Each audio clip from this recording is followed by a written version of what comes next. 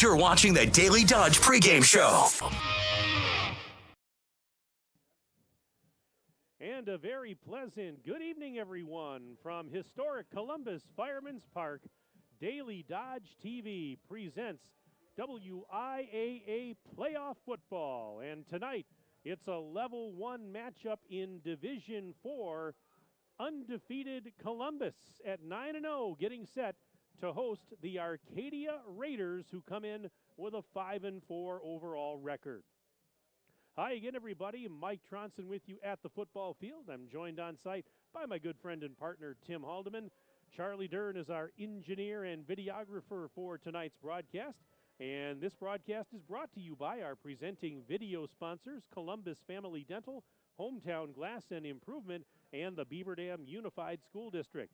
Tonight's game is also brought to you by McKinstry's Home Furnishings, Kladowski Real Estate, Slumberland, Pizza Ranch of Beaver Dam, Park Village Shopping Center, Richards Insurance, Preferred Dental Partners, Napleton 151, Fox Brothers Piggly Wiggly, Gruber Law Office, Beaver Dam Tire and Service, and Mayville Tire and Service, Air Care, Jerry's BP, Silica for your home, Moraine Park Technical College, Gardner Manufacturing, Spartan Flooring, and American Packaging Corporation. Welcome into our playoff coverage, everyone. Glad to have you with us on this Friday evening, and it feels like football weather tonight. A little chill in the air, and the postseason gets underway. The march to Camp Randall Stadium in Madison begins tonight.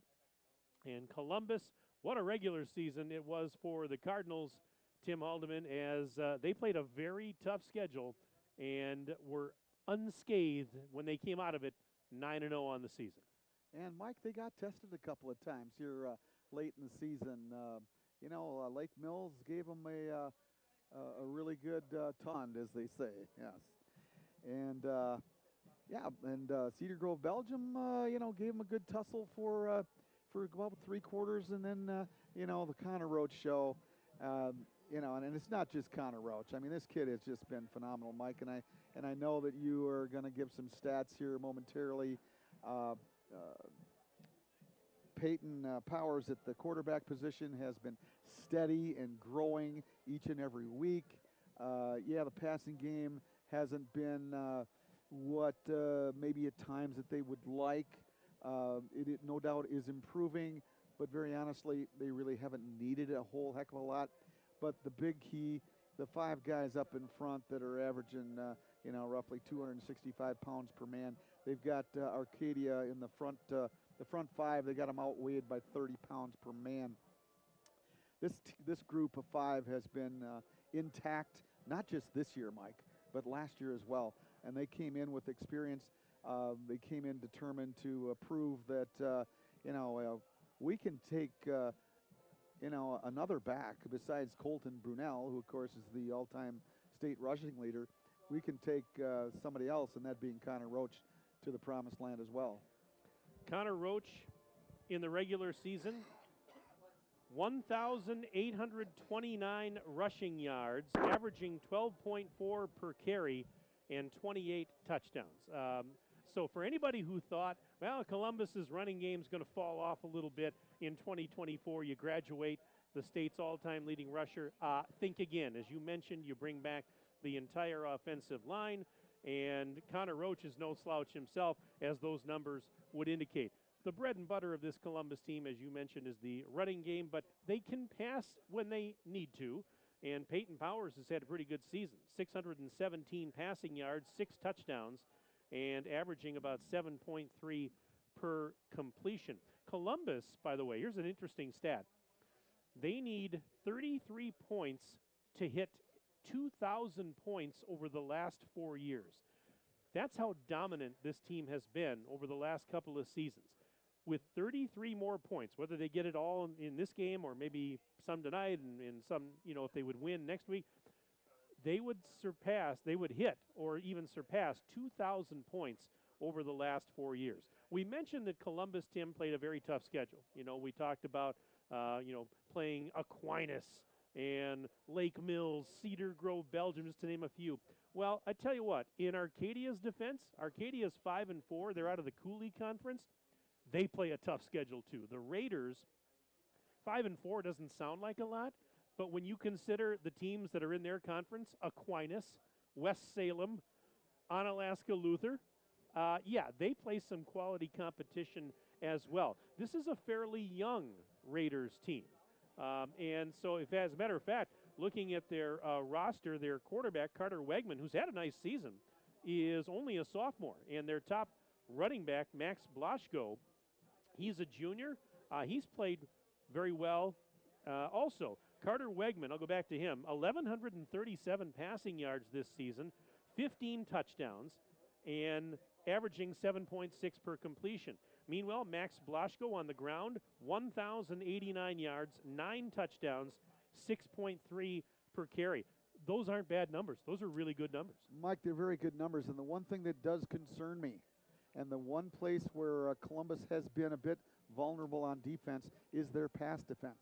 Lake Mills with their sophomore quarterback, Wallin, and then the kid from Cedar Grove, Belgium, also did some nice work, found some space to pass the football, and missed tackle here and there once in a while, and there's been some big plays by both of those clubs that made it possible for both of those clubs to stay in the games till well after halftime.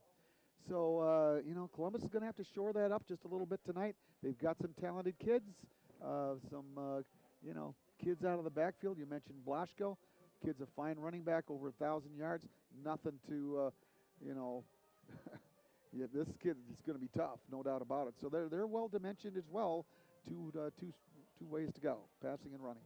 Well, our good friend and colleague Corey Sparks earlier this week had a chance to chat on the phone, as did I, with Columbus head coach Andy Ryan. And we have a segment now with Corey Sparks and his interview with Coach Ryan. We're going to play that for you right now.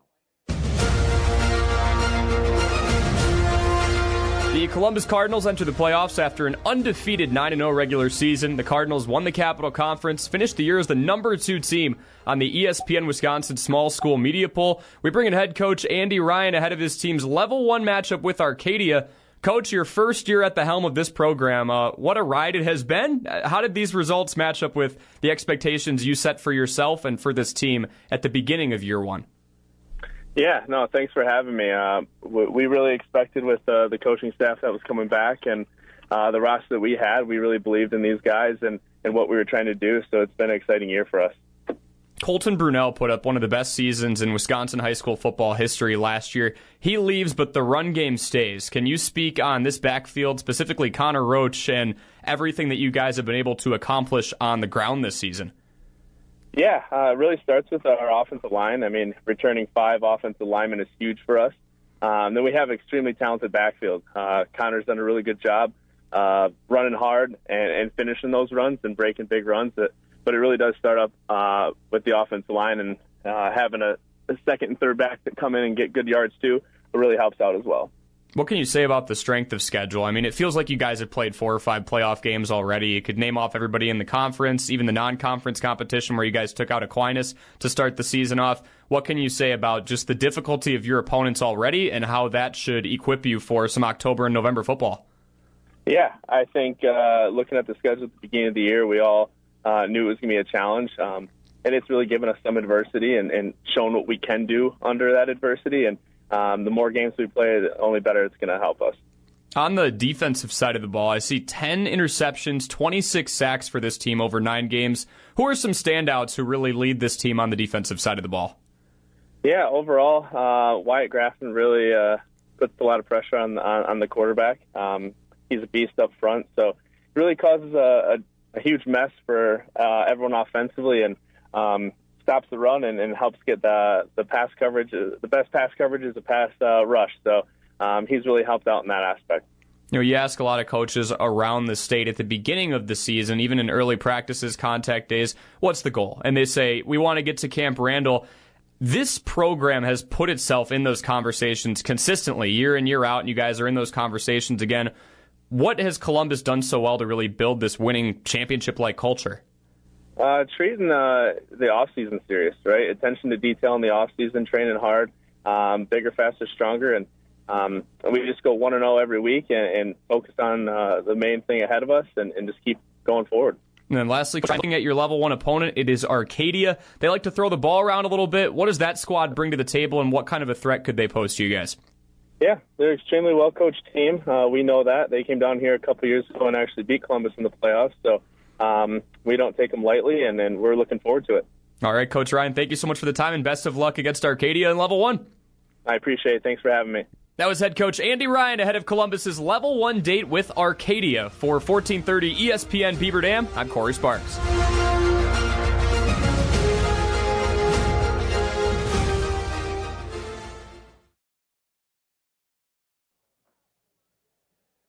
And that was our good friend and colleague Corey Sparks with his chat with Columbus head coach Andy Ryan. We are just minutes away from kickoff here at Fireman's Park in Columbus. WIAA Division IV Level 1 football playoff game between second-seeded Columbus and number 7 seed Arcadia. Columbus was ranked number 1 in the final WISports coaches survey that was released a week or so ago. Let's give you the starting lineups right now for this game. Columbus won the coin flip a few moments ago. They deferred their choice to the second half, so they will kick off. Arcadia will receive. Here are the offensive starters for the Raiders, and they're coached by Derek Updike. The quarterback is Carter Wegman, 5'11" 165-pound sophomore. At running back, Max Blaschko, 6 feet tall, 225 and a junior. Fullback is Max Sabota, 5'10", 170 and a senior. The wide receivers include Caden Rodering, 6 feet tall, 185 and a senior. Ted Teskey, 6'4", senior at 165, and Trey Liga, 6'6", 210 and a senior. Meanwhile, on the offensive line, the left tackle is Carson Wajny, 6'3", 250 and a junior. Left guard is Logan Scow, 6 feet tall, 275 pounds and a senior. At center is Jerry Seward, 5'11", 240 and a sophomore. Right guard is Gavin Instinus, 6 feet tall, 185 and a senior. And at right tackle, Kevin Luna, 6 feet tall, 205 and a sophomore. Those are the offensive starters for the Raiders. Now the defensive starters for Columbus, coached by Andy Ryan. The safeties are Jordan Mowbray, 6'2", 195 and a junior, and Owen Cowell, a junior at 5'9", 165. Cornerback, Axel Elaine, a senior at 6'3", 195, and Jack Town, junior at 5'8", 155. Linebackers on the outside include Luke Call, a senior at 6'4", 200 pounds, and Caleb Syme, a senior at 5'9", 180. Inside backers include Riley Kaminsky, a senior at 6 feet tall, 190, and Connor Roach, senior at 5'9", 175. Looking at the defensive linemen, defensive tackles are Jack Rolke, a senior at 6'1", 245 and a senior. Wyatt Graffin, junior at 6'4", 265. And Jordan Reuter, a junior at 6'3", 265. Those are the defensive starters for the Cardinals. We've got the Cardinals. We've got the Raiders. Kind of sounds like an NFL matchup tonight, but it is not. It is a D4 Level 1 playoff game. And right now we're going to step aside for a timeout. We'll come back, get you ready for the opening kickoff right after this on Daily Dodge TV. Are you ready for peace of mind? Chad Guzzi here, owner of Air Care in Beaver Dam. If you're tired of unexpected repair bills, you want to sign up for our Total Care plan. It ensures top performance and prolonged life of your heating and air conditioning equipment. Air Care's Total Care customers receive annual inspections as well as a reduced maintenance rate, plus a 10% discount on all service repairs. Air Care, big enough to serve you, small enough to care. 920-356-8860. Hi, this is Dr. Adam Forster at Columbus Family Dental. If you've been unhappy with your smile, it's time that you come and see us. Our team of doctors are waiting to help you get your smile back. We'll take the time to talk with you and treat you like a member of our family, not just another number. Whether it's a whole mouth makeover or simply a little tweak, we'll find the right solution that fits you. For your free, no-pressure consultation, call us today at 623-5559. Your Fox Brothers Piggly Wiggly and Beaver Dam knows that Wisconsinites take tailgating seriously, and they'll help you take it to the next level with their award-winning Fox Brothers brats and everything you need, whether you're at the game or enjoying it at home. Fox Brothers award-winning exclusive recipes use only the highest quality ingredients you'll taste with every bite and every brat. Try their 11 Grand Champion brats and sausages, including their pre-cooked Fox Brothers original brats, spicy Southwest chicken brats, and Philly cheese brats. Check them out online at foxbrospigglywiggley.com.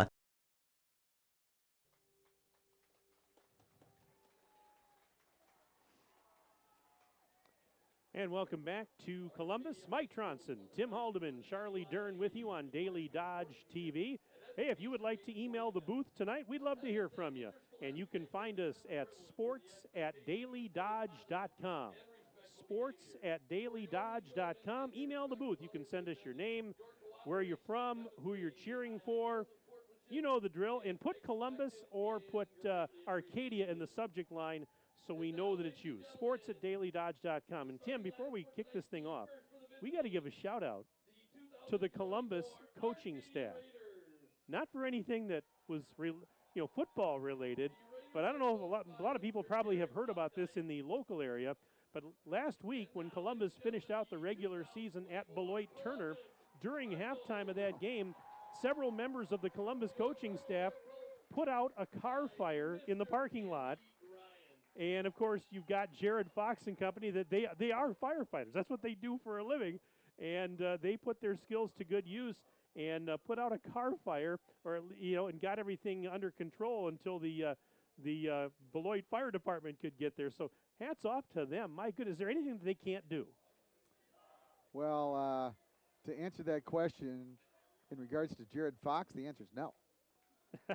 He can do anything. He can even, take care of the postgame, yeah, a little later on. I think so. Yeah, he could do that as well. So I think that's high on my docket. All right, what do you think? Hey. By the way, I was just going to say, I take a look at the roster for Arcadia, and I'm hoping that there is one person on that list who is watching back home by the name of Thurston Schuster. You ever heard of him? I've heard of him. He's the athletic director and assistant principal, I believe, up there? That is correct. Marshall native and former athletic director in Waterloo, and we miss him in Waterloo. And he better be emailing the booth tonight to let us know that he's watching and listening. But a shout out to him and Haley and the little fella who, golly sakes, we were hoping was going to play in Waterloo someday, but you just never know. He might be back. That'd be awesome. Ted Teskey is back deep to receive for Arcadia, standing at his 5-yard line. And Columbus ready to kick it off here.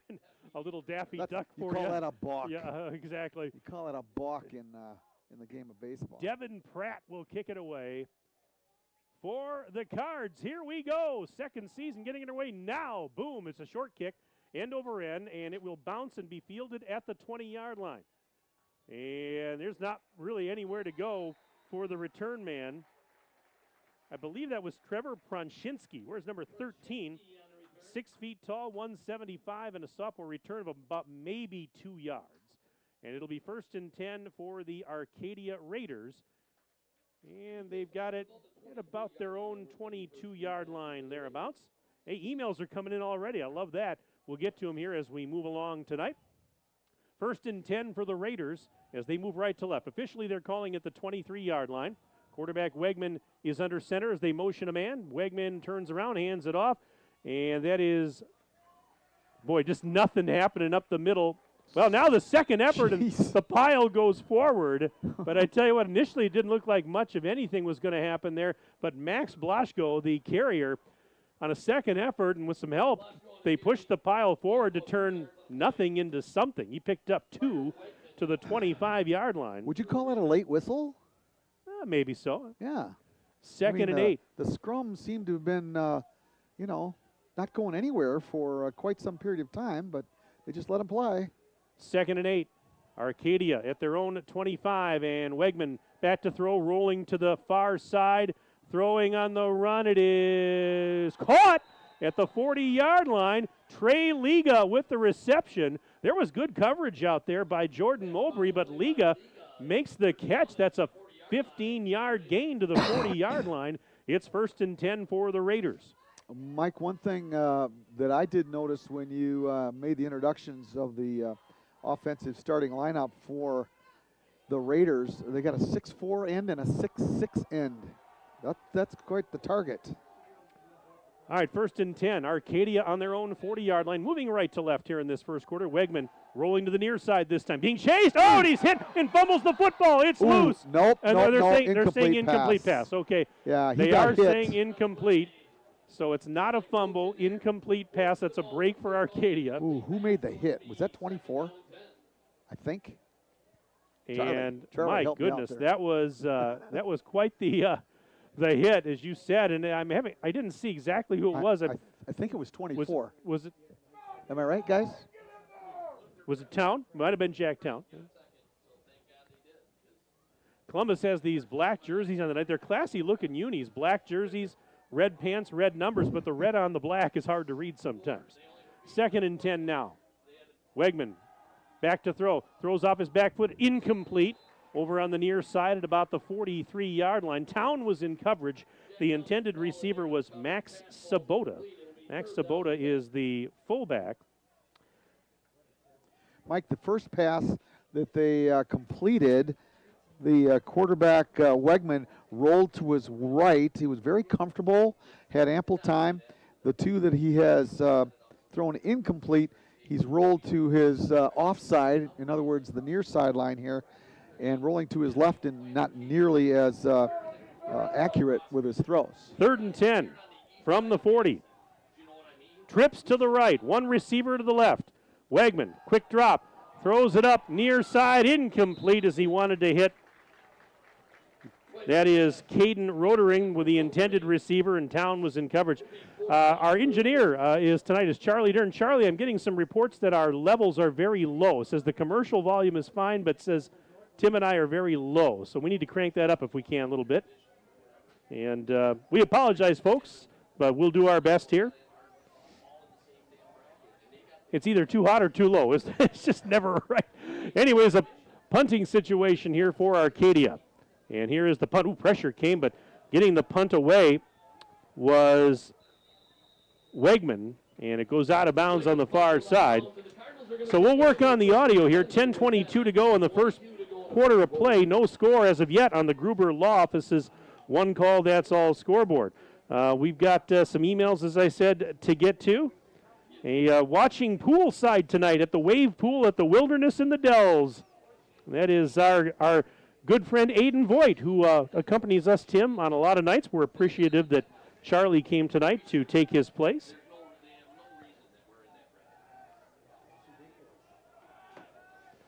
First and 10 for Columbus. They've got it at their own 35. Ball's on the left hash, moving left to right.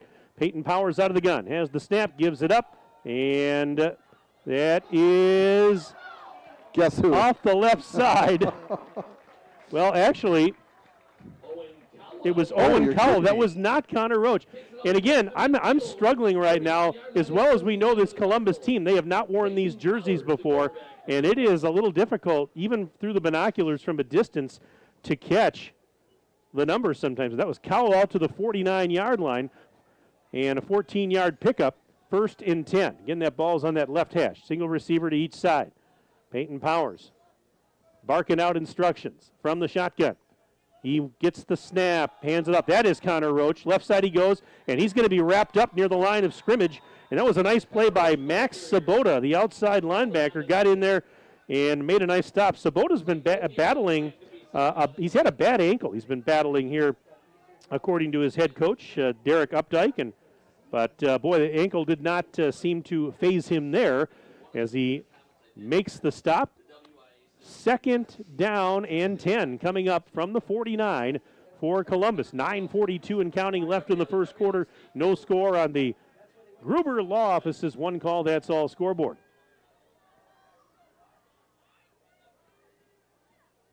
Snap back to Powers, hands it off. Roach straight ahead. Met at the 50 and stopped right there. Good penetration. He got a yard, maybe 2. We'll see where they spot. They're actually going to spot it across the 50, just across the 50, it looks like. So that's a long 1 or a short 2. And now they put it right back closer to the line. And it'll be 3rd down, and like I said, either a long 8 or a short 9. You take your pick. 9 minutes to go in this first quarter of play. sports@dailydodge.com if you want to send us an email, as we talked about. All right, on 3rd and 9. There was some movement, and the play is blown dead, and yep, Arcadia is clapping. Yep, Connor Roach got an early step.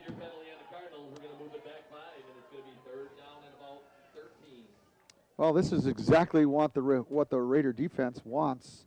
3rd and 14 yards to go, and takes Connor Roach out of the picture a little bit. But I'll tell you what, I wouldn't take it out of the playbook right at this moment by any means, because as we all well know, he breaks that initial line of scrimmage, and 14 gets munched up in no time. 3rd and 14 now for Columbus, as they moved him back 5 yards. Powers to throw. He's got good protection. Throws downfield. It is intercepted. That's Teske at the 25-30. He's to the 35, near side 40. He's to the 45 and run out of bounds at the 50-yard line. Ted Teske, the safety. It was a bad throw by Powers, overshot the nearest receiver. And look at this. Arcadia forces the game's first turnover, and they've got it in Columbus territory at the 48-yard line. 8:09 to go in the opening quarter of play. No score as of yet on the Gruber Law Office's one call, that's all scoreboard. Well, the one good thing, Mike, is that Peyton Powers had ample time to throw it. He just picked the wrong guy to throw it to. He threw it right into double coverage. And they hand it off. And that is Blaschko straight ahead, gets inside the 45 before being brought down around the 44-yard line. We'll give him a gain of close to 5 on that play. And 2nd and a long 5 or a short 6, as we're under 8 minutes and counting in this first quarter of play. You think back, it was not that long ago, Tim. In 2019, Arcadia was a 6 seed. They came here to Columbus. Columbus was the 3 seed, and Arcadia beat them. Now, I'm not saying that's going to happen again tonight, but you know what? You got to bring your A game, and there's going to cost them 5 right there. So we didn't talk about that too much in the pregame, but these players obviously were not on the team at that time. They were in grade school, but it's something to think about that. If you're Columbus, you gotta be ready. You can't overlook anybody. I'm not saying they are, but interesting that it was just back in 2019 when Arcadia came down here to Columbus, 6 seed, and beat the 3rd seeded Columbus Cardinals on their home turf. All right, 2nd down and a long 10. From the 49-yard line of Columbus, motion man is Teske. Back to throw is Wegman. He throws right side, incomplete, intended for Teske. Jacktown was out there in coverage, and it's going to bring up a 3rd down. Winner of this game moves on to level 2, and next week is going to play either 3rd-seeded West Salem or number 6 seed Platteville. This is a really rugged bracket here in Division 4. A lot of good teams. I mean, you got 2 right here, but you've got Aquinas, you've got West Salem, Platteville's no slouch, Lodi's in there, Edgewood even. I mean, so, this is it's going to be tough. 3rd down and 10. Raiders at the Cardinal 49-yard line. 2 receivers to the right. Wegman to throw. Looking right side, and it is intended for Teske, and it's incomplete. And Teske could not haul it in. Coverage provided by Axel Elaine, the cornerback, and now it's a 4th down and 10 for the Raiders. So far, it seems a lot of their throws are lobs to the big guys. Mm-hmm. It sort of makes sense when you've got the defense much shorter, but that one was over the wrong shoulder and just never had an opportunity whatsoever. Joe Zander just emailed us, and in the subject line it says, Jim Kelch. She says, shout out to the marvelous mustache. Keep battling, bud. That's from Joe Zander, sent the email. All right, and they line up, and they're going to go for it on 4th and 10. Wegman back to throw. He's going to fire it right side. It's incomplete. Intended for Teske, but Yeah, they that surprised me a little bit there. But they're thinking, I guess their thought is, you know what? We know we're the underdog here. What do we have to lose? But surprising nonetheless that they went for it. Now Columbus is going to have it at their own 49-yard line. 1st and 10, 6:57 to go in quarter number 1. No score on the Gruber Law Office's one call, that's all scoreboard. That goes against Hoyle. If we're playing cards, have you ever heard that one? I've heard goes that, against yeah. Hoyle? Yeah. No, that just doesn't make any sense to me whatsoever. Well, we're not the coach. 1st and 10 Cardinals. Peyton Powers out of the gun. 1st and 10 from his own 49, hands off, and straight ahead to about the 48-yard line. I believe that's Syme on the carry that time. Yes, it was. So that is Caleb Syme. He picked up 2, 2nd and 8 coming up. 3 carries, 3 yards. Pretty simple on the average there. And thus far, tough sledding, needless to say, for the offensive line. They just haven't had an opportunity to crack any holes. But how many times do we have to say, look out? It doesn't take much. Just a crack for Connor Roach. On 2nd and 8, single receivers left and right. Powers gives it up and breaking a tackle. Going right side and actually run out of bounds is Syme again.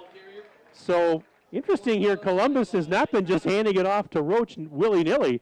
We've seen a couple other guys get in some carries here, and that's the 2nd in a row for Syme. He just picked up about 6, almost 7 on that play. It's going to be 3rd and about 2.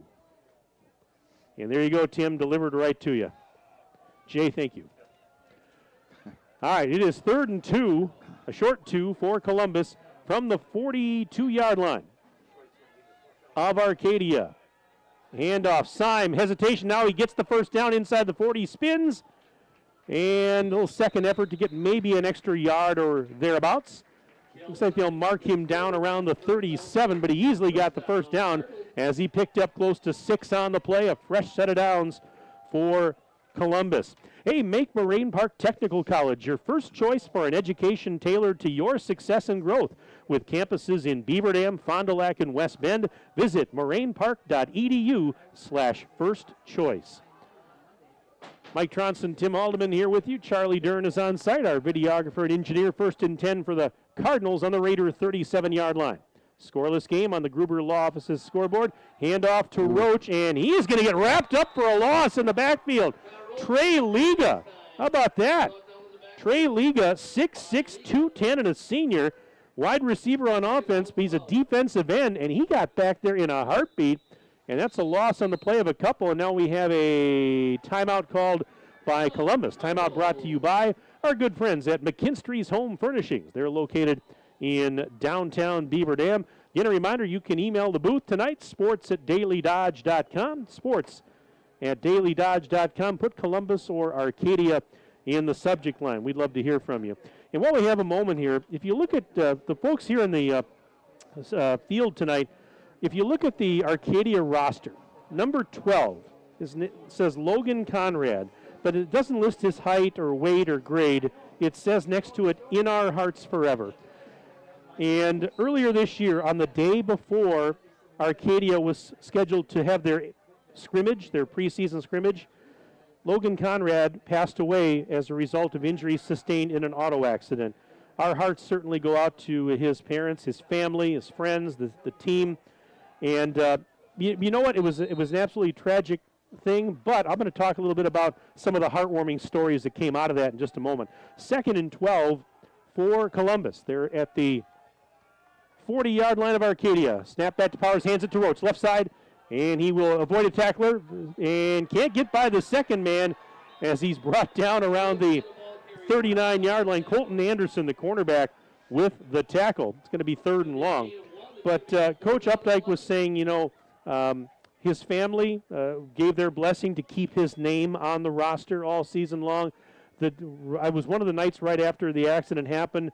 The family actually invited several of the players, coaches over to their house, and they sat around a fire outside in the back, and it helped them to kind of cope with what was going on. I'll talk a little bit about that in just a second here, a little bit more. It is 3rd and 11. High snap, give to Roach, escapes one man, left side he goes, and gets taken down again by Colton Anderson. And Colton Anderson, number 6, he's just made 2 really good plays. It's appropriate that I was talking about Logan Conrad because Colton Anderson, number 6, was Logan Conrad's best friend. And Logan Conrad told Colton Anderson, he was unsure that he was going to go out for football this season. Logan said to him, Colton, you're coming out. You're coming out for football. And I know they were really good friends. And so spirited plays like that, I'm sure he's probably got Logan looking down on him and smiling. All right, it's 4th down and 10. They go for it, does Columbus. On the run, Powers throws. It is caught inside the 30. Ooh, it's going to be close. He's got it. He's got it. He's got the first down. We've got, was that Kaminsky on the catch there? I can see it. I'm sorry, Corrado? Okay. And now we have a timeout here for an injury brought to you by McKinstry's Home Furnishings. But, yeah, I was talking with Coach Updike, and he filled me in. He said, Logan was very good friends with Colton Anderson, number 6. Again, Colton Anderson was not sure he was going to play football, and Logan told him, to come out. Says, we need you, we want you, you should come out. He did that. Coach Updike also told me that as the injured player is up, that is Corrado who made the catch. But I know that Logan had a nice chat with his dad about 10 minutes actually before the accident. And what did they talk about? They talked about football. And so he had a nice chat with his dad about his football right before the accident. So the Arcadia team, they have a memorial sticker honoring Logan Conrad on their helmets. And again, our hearts go out to the family and friends of Logan Conrad and during a difficult season, difficult time, but really some heartwarming stories that came out of that, and wanted to share those. 1st and 10, Columbus from the 26.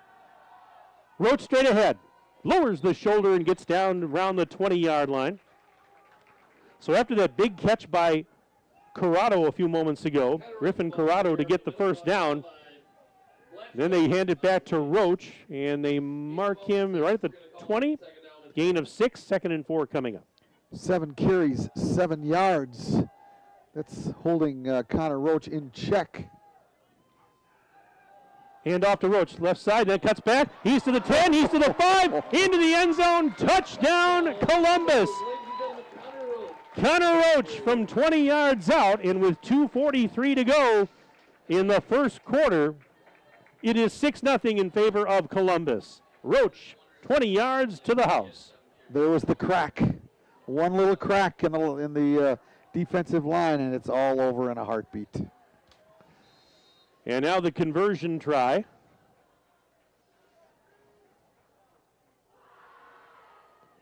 And they will...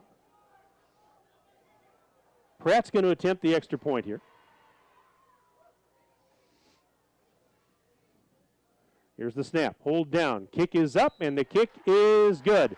7-0 Columbus. 2:43 left in the first on the Gruber Law Office's One Call, That's All scoreboard. We're back in 1 minute on Daily Dodge TV. Cheer.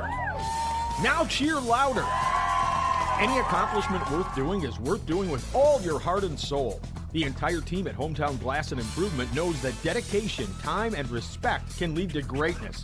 When practicing free throws, running for a touchdown, or installing new windows and doors, it is commitment to something larger than oneself that creates a legacy. So keep cheering for your hometown team. Hometown Glass and Improvement online at hometownglass.com. Jerry's Automotive in Beaver Dam is a champion of our local schools. Team up with Jerry's Automotive by pumping your gas at their Spirit Pump, where 2 cents of every gallon is donated to a local school each month. Jerry's Automotive also provides exceptional vehicle service and repairs and a great selection of convenience items. Visit Jerry's Automotive Center WI.com and on Facebook.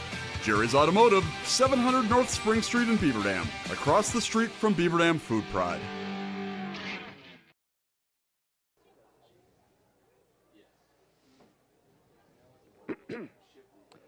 Welcome back as we have 2:43 left in the first quarter here at Columbus Fireman's Park. 7-0 Cardinals on top of the Arcadia Raiders. 20-yard touchdown run a moment ago by Columbus's Connor Roach to get Columbus on the board. 65 yards, took them a little over 7 minutes, and they did it in 10 plays. And the big fourth down pass to Griffin Corrado was the key in that one. So Columbus strikes first, but we've got a long way to go in this one. Pratt will kick it off. Teskey back deep to receive, standing at about his 4-yard line. Here is the approach by Pratt. And the short end-over-end kick angled to the far side. It's going to go out of bounds. And there come the flags as it goes out of bounds. That's 2 short kicks now we've seen from Pratt, both angled to the far side of the field, both short. This one goes out of bounds. And 1st and 10 for Arcadia. They'll have good field position at their 35-yard line. Glad you're with us tonight on Daily Dodge TV. If you're regular. They're going to make them kick again, Mike. Oh, they are? Okay. Yep. Well, there you go. They have that option. Silly of me to assume. If you're a regular viewer of Daily Dodge TV, welcome back. If you're new to Daily Dodge TV, welcome for the first time. Glad to have you with us.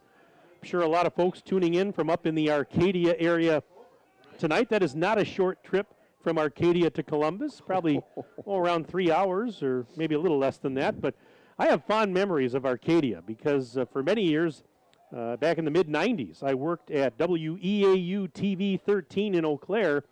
And one of my jobs when I was hired on while I was in college up there was as a photographer, and I shot highlights of high school sporting events all over the area. Here's the approach, the kick, end over end. This is a deep kick, and this is going to go, is it going to go out of the back of the end zone, or what's going to, I couldn't see it once I lost it behind the Columbus student section. Looks like it went into the corner of the end zone, they're saying. Yeah, so, we can't see through the fans. Yep, you can't. The Columbus student section never sits down the entire game. But 1st and 10 for Columbus. And, yeah, I worked for WEAU TV. I was, at that time, I started as an intern and later was hired on. I worked under Bob Gallagher in the sports department, and Bob is still there. He just celebrated 30 years at WEAU. He's now the news anchor. But I used to drive to Arcadia quite frequently with a camera, and I used to shoot highlights of games there, all different sports. And, a lot of towns, a lot of schools I was at in that area there. 1st and 10, Raiders on the 20-yard lines. They move right to left. Hand off. Blaschko breaks one tackle, dives to about the 23. So he picked up around 3 maybe on that play, second, and around 7 coming up. But, yeah, a lot of little towns that I've been to in that area. Arcadia was one of them. And, I went to Oliva Strum, Blair Taylor, Independence, Whitehall. There probably wasn't a town within about a 70-mile radius of Eau Claire that I didn't go to at least once during those years. And but Arcadia was very scenic down there, and used to love going down that way. On 2nd down, handoff, Blaschko coming near side this time, out across the 25 to near the 28-yard line. But hello to all the folks up in the Chippewa Valley and West Central Wisconsin, because I spent a lot of time there back in the 90s. Of course, I grew up in Minneapolis, St. Paul, so I know the area very, very well. Minute 44 and counting left in the first quarter, I should say.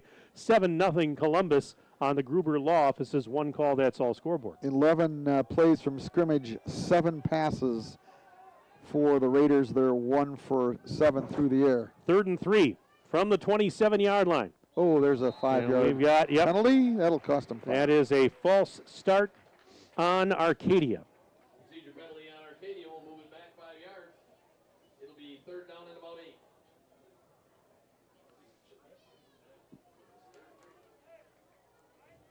Got an email here. It says, "Go Columbus Cards," from Julie Benish in Marshfield, wishing Ben Reuter and Sarah Sanderson congratulations on their wedding tomorrow. And Ben is Jordan Reuter's dad. Well, thank you very much, Julie, for that email. Again, sports@dailydodge.com is where you'll find us tonight. Email the booth.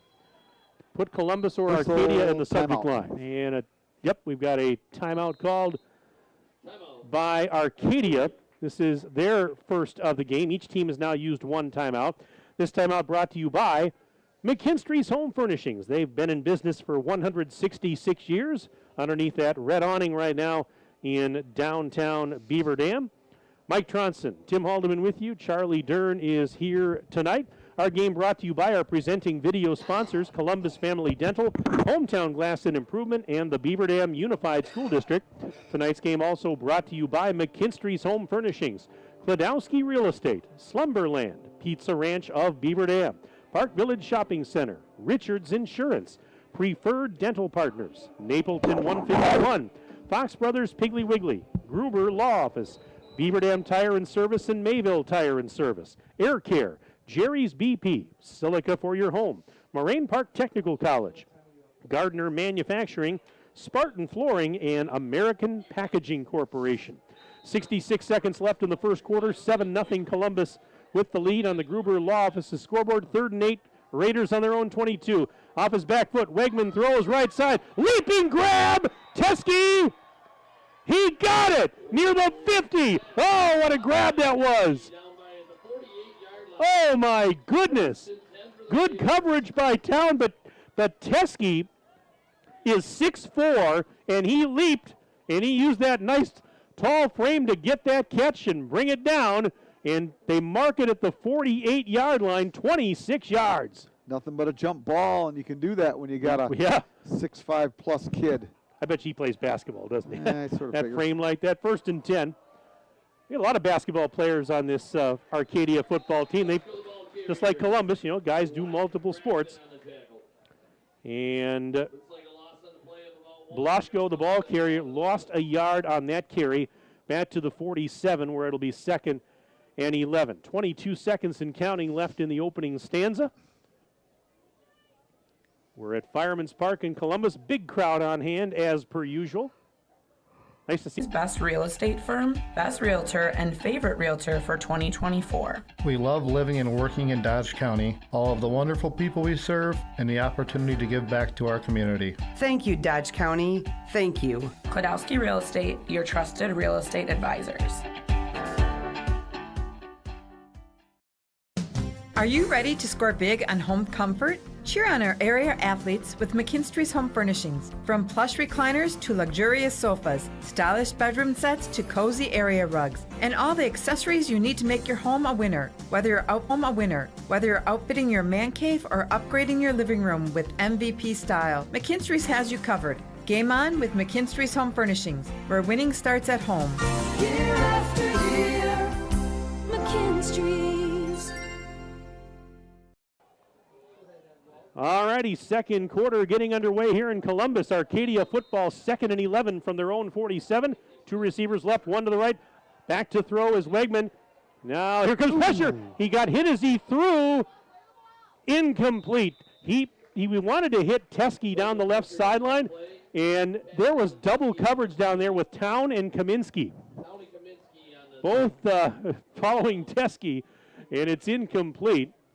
You folks may have heard me in the background because Wegman took one right in the ribs. He's going to feel that one tomorrow. 3rd and 11 for the Raiders. They move left to right here in this second quarter, as you see it on your Daily Dodge TV screen. It is 3rd and 11, Raiders from their own 47. Trips to the left. Wegman back to throw, rolling a little bit to the left.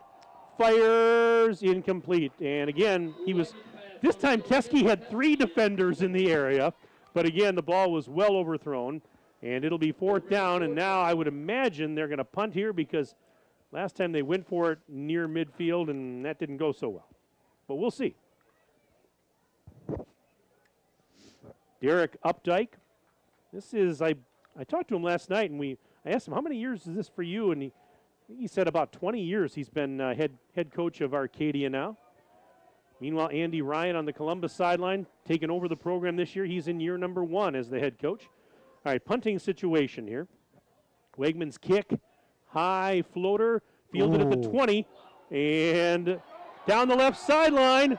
This is Cowell, 50, 40, and gets taken down inside the 40 of Arcadia. What a run by Owen Cowell on the return. Took it right down the near sideline. Well, I'll tell you, all he needed was a tightrope because he was within inches of the sideline. Needless to say, we can't see it due to the players on the Columbus bench. But he had a head of steam. Got a really, really nice block at about the 35, just down to our right. And Columbus in a hurry up here on offense. And they're all set, ready to rock and roll. About a 43-yard return. 1st and 10, Columbus on the 40. And the flip to Roach. Roach going right side, following his blocker. 40, 35. He's to the outside 30, 25, 20. And he's pushed out of bounds by Anderson, the cornerback.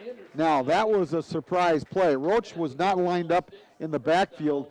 I guarantee you the coaches cooked that one up. They drew that one up in the sand and said, hey, we're going to line up Roach over here in the slot. And they did. They put him in motion. And Powers took the snap, just a little toss-up. Now, do you call that a run or a pass? Very honestly, I don't know. But the ball did go forward.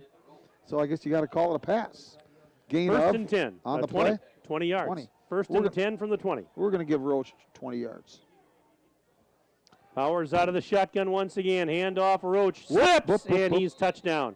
Yeah, you know, I was down on the field, Tim, before the game watching some of the players as he was touched down on that play by James Olmos, the outside linebacker. But I saw guys slipping a little bit, and I was talking with head coach Andy Ryan, and he saw one of his players slip, and he looks at me and says, we're going to put on some different cleats now. And he walked away, and I said, yep, you go do it, coach. So it's a little slippery out there tonight. Well, you know, it's been clear, and that's what happens when it starts to get a little chilly like this. Grass gets wet, and if you don't cut on the proper foot, you're going to lose your balance. No gain. 2nd and 10 from the 20 for the Cards. Handoff, Syme, straight ahead. Breaks one tackle, bounces to the outside, and then gets finally down around the 15-yard line, but he almost busted it for more yards. We're going to give him 6. 6 on that play. 3rd and 4 coming up. Hey, you just got another email here, and this one that just came in. Where did it go now? I lost it. It's about time for Peyton Powers to tuck one under. Now I got it. What do you think, Mike? Yes. I'll get to that in a second here. 3rd and 4. Inside the 15. Handoff, Syme. 15. Straight ahead 10.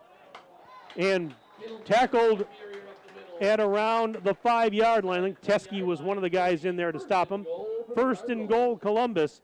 This email says, cheering on Riley Kaminsky and the Columbus Cardinals. Go Cards. That's from Mike Haberkorn. I know that guy. You know that guy? I surely do. I've known him for a long time. Hi, Mike.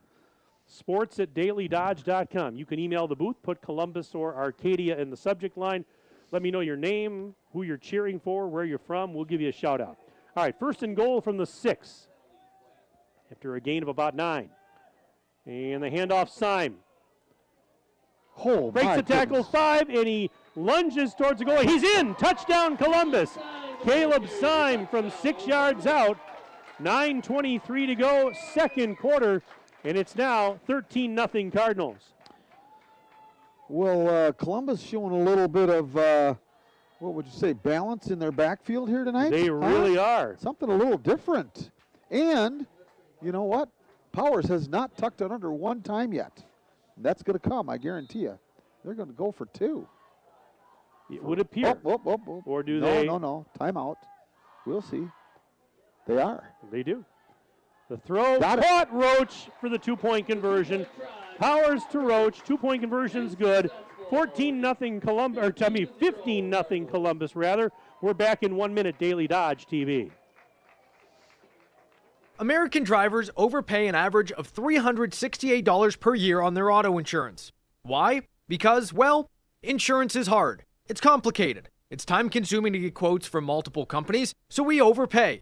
Or we call Richards Insurance in Beaver Dam. Make one call and receive a quote from a great company like Auto Owners Insurance. The team at Richards Insurance will literally do all the work for you. So if you could be saving money each month with an Auto Owners Insurance policy, you'll know about it. How much will you save with Richards Insurance? To find out, call Richards Insurance or stop in at 123 North Spring Street, downtown Beaver Dam. With offices in Columbus, Watertown, West Bend, and Oshkosh. With over 50 employees and hundreds of years insurance experience across 5 offices, you'll get full-service counseling with no obligation. Your auto owner's insurance carrier is Richards Insurance in Beaver Dam. Call 887-1615. We'll be there with you. Richards Insurance of Beaver Dam. Whoa.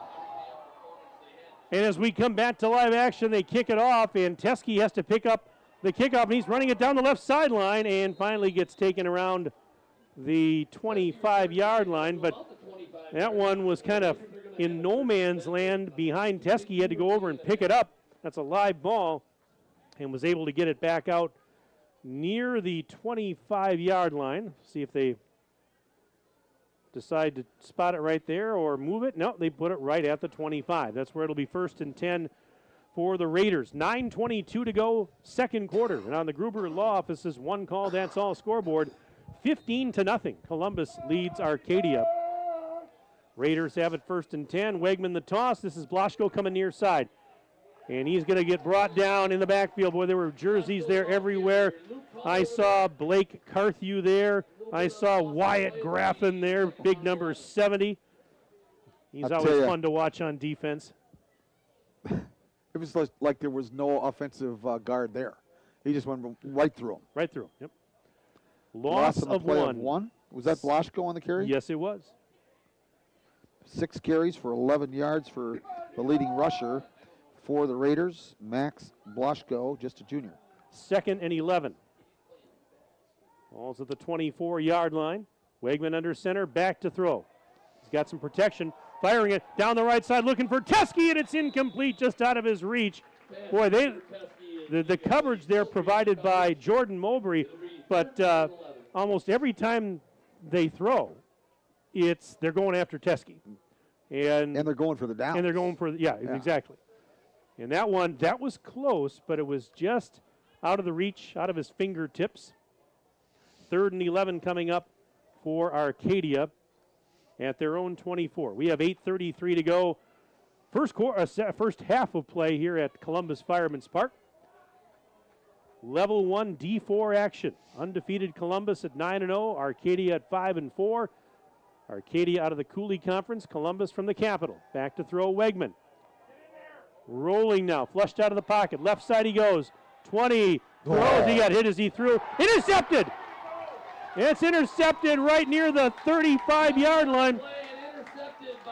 Blake Carthew. He wears number 0, but that's a big interception. Columbus is going to have it deep in Raiders territory. It was about maybe a 4-yard return, but Blake Carthew picks it off. And Wegman was buying time. He was. Rolling to his wrong side, namely his left side, because he's right-handed. And he just got pummeled just as he let it go. And I'd like to be able to see a replay to give credit to the defender who made that play. 1st and 10 Cardinals at the 31 of Arcadia. Powers in that familiar shotgun. Snap back to him. He wants to throw. Launching it towards the end zone. Got a man caught inside the 5. That is caught by Jordan Mowbray. 1st and goal for Columbus. And they mark it at about the 3, it looks like, which would be a 28-yard gain.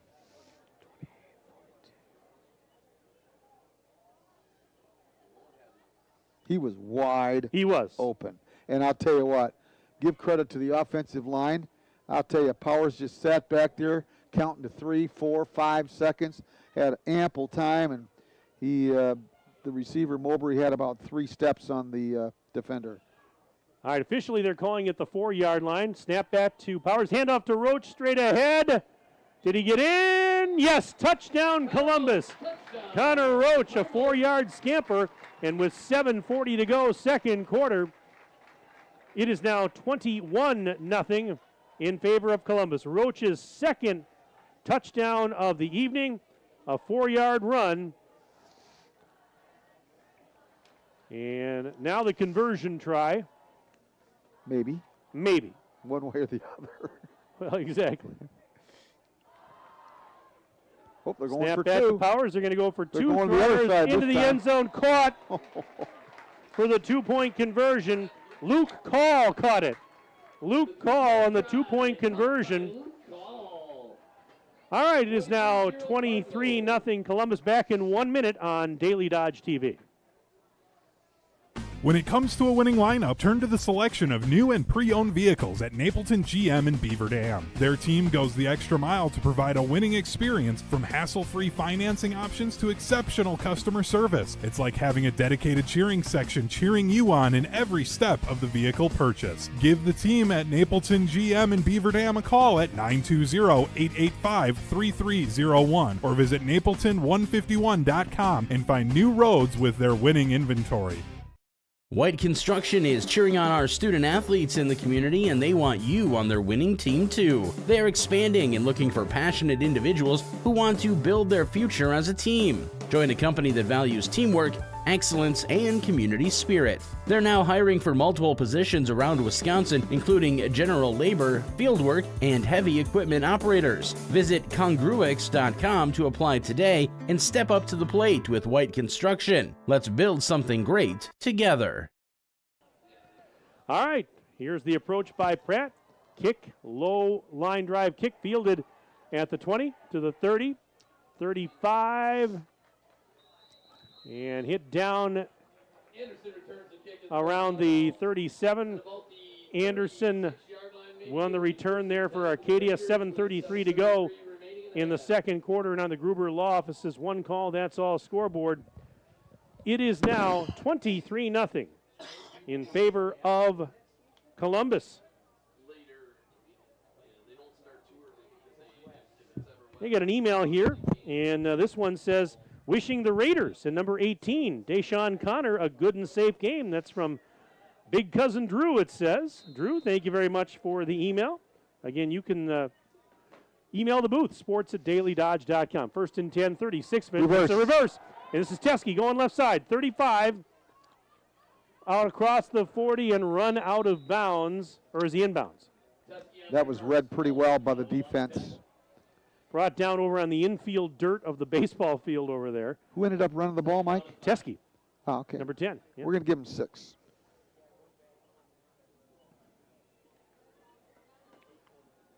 Clock is running. We have now hit exactly 7 minutes to go in the first half. 2nd and 5. Raiders on their own 41. Back to throw Wegman. Near side, caught. Teskey hit immediately by Carthew and brought down at around the 49-yard line. Teskey is the favorite target, as we were talking about.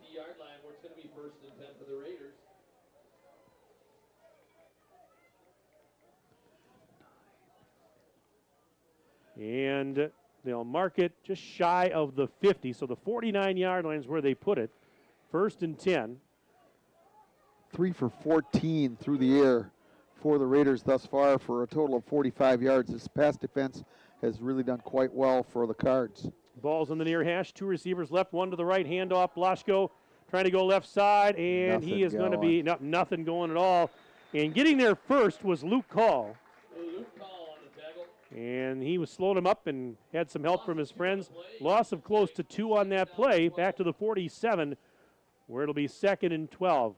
We're approaching the halfway point of period number 2 here at Fireman's Park in Columbus. Good crowd on hand. Beautiful football weather tonight. Coach Andy Ryan told me before the game, he says, I would take this every day of the week and twice on Sundays, is what he said. Something to that effect. Anyways, it's 2nd and 12. 2 receivers to the near side, 1 to the left. Blaschko, the tailback. Fullback is Sabota. Wegman looking to throw. Far sideline, incomplete. That one was intended for Rodering. Caden Rodering. Caden Rodering, I guess he's one of the basketball stars on this Arcadia team, but also he's only played one other game, I believe, this year, according to his coach, battling injury. And he's out there tonight, and he was the intended target there, but unable to come up with that lob. 5:32 left in the half. That was a little stop and go right there, and the cornerback on the far side read it beautifully in excellent defensive position to make the play. On 3rd and 12. Back to throw Wegman, now being flushed out of the pocket. Here comes pressure, hit as he throws. Intercepted at the 50, 40. This is Call, 30. Still on his feet. Down inside the 20. Near the 15.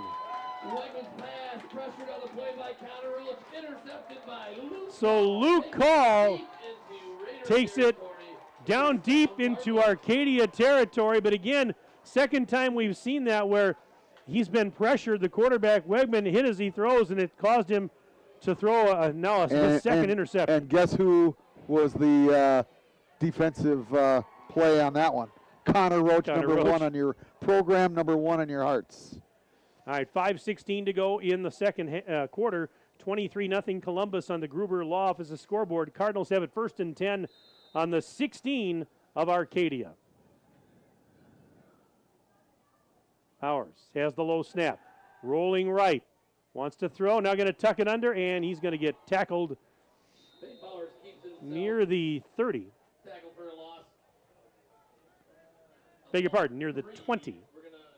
We're going to give him a loss of 4. Yeah, he did lose quite a bit of yardage there.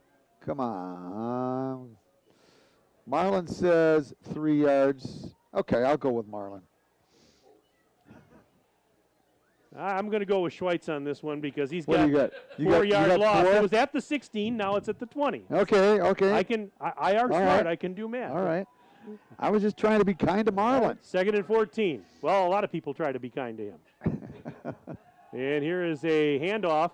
And this is Roach inside the 15. Flag on the play as Roach is down to about the 10-yard line, but there is a flag down. Hey, speaking of Marlin here, congratulations. Is it Caleb Stadler? Finished 7th at the Division II cross-country sectional today, and he's going to go to state and represent Columbus at the state cross-country meet.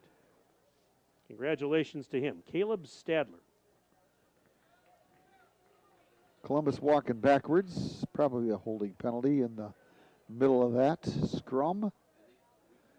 Just didn't get did we get the signal? I didn't see it as I was talking about Caleb Stadler and going to state for cross country, but yeah, imagining that's what it was. They mark it at the 20. So it was a mark it right at the 20, 2nd and 14 again. So deja vu all over again, 2nd and 14. Just a little over 4 minutes left in the half. Ball's on the 20, 2nd and 14 Columbus. Hand off Roach straight ahead and gets a little spin move to get extra yard or 2, but then tackled on the play. I saw Juan Barrientos, defensive end there, along with some help from his friends.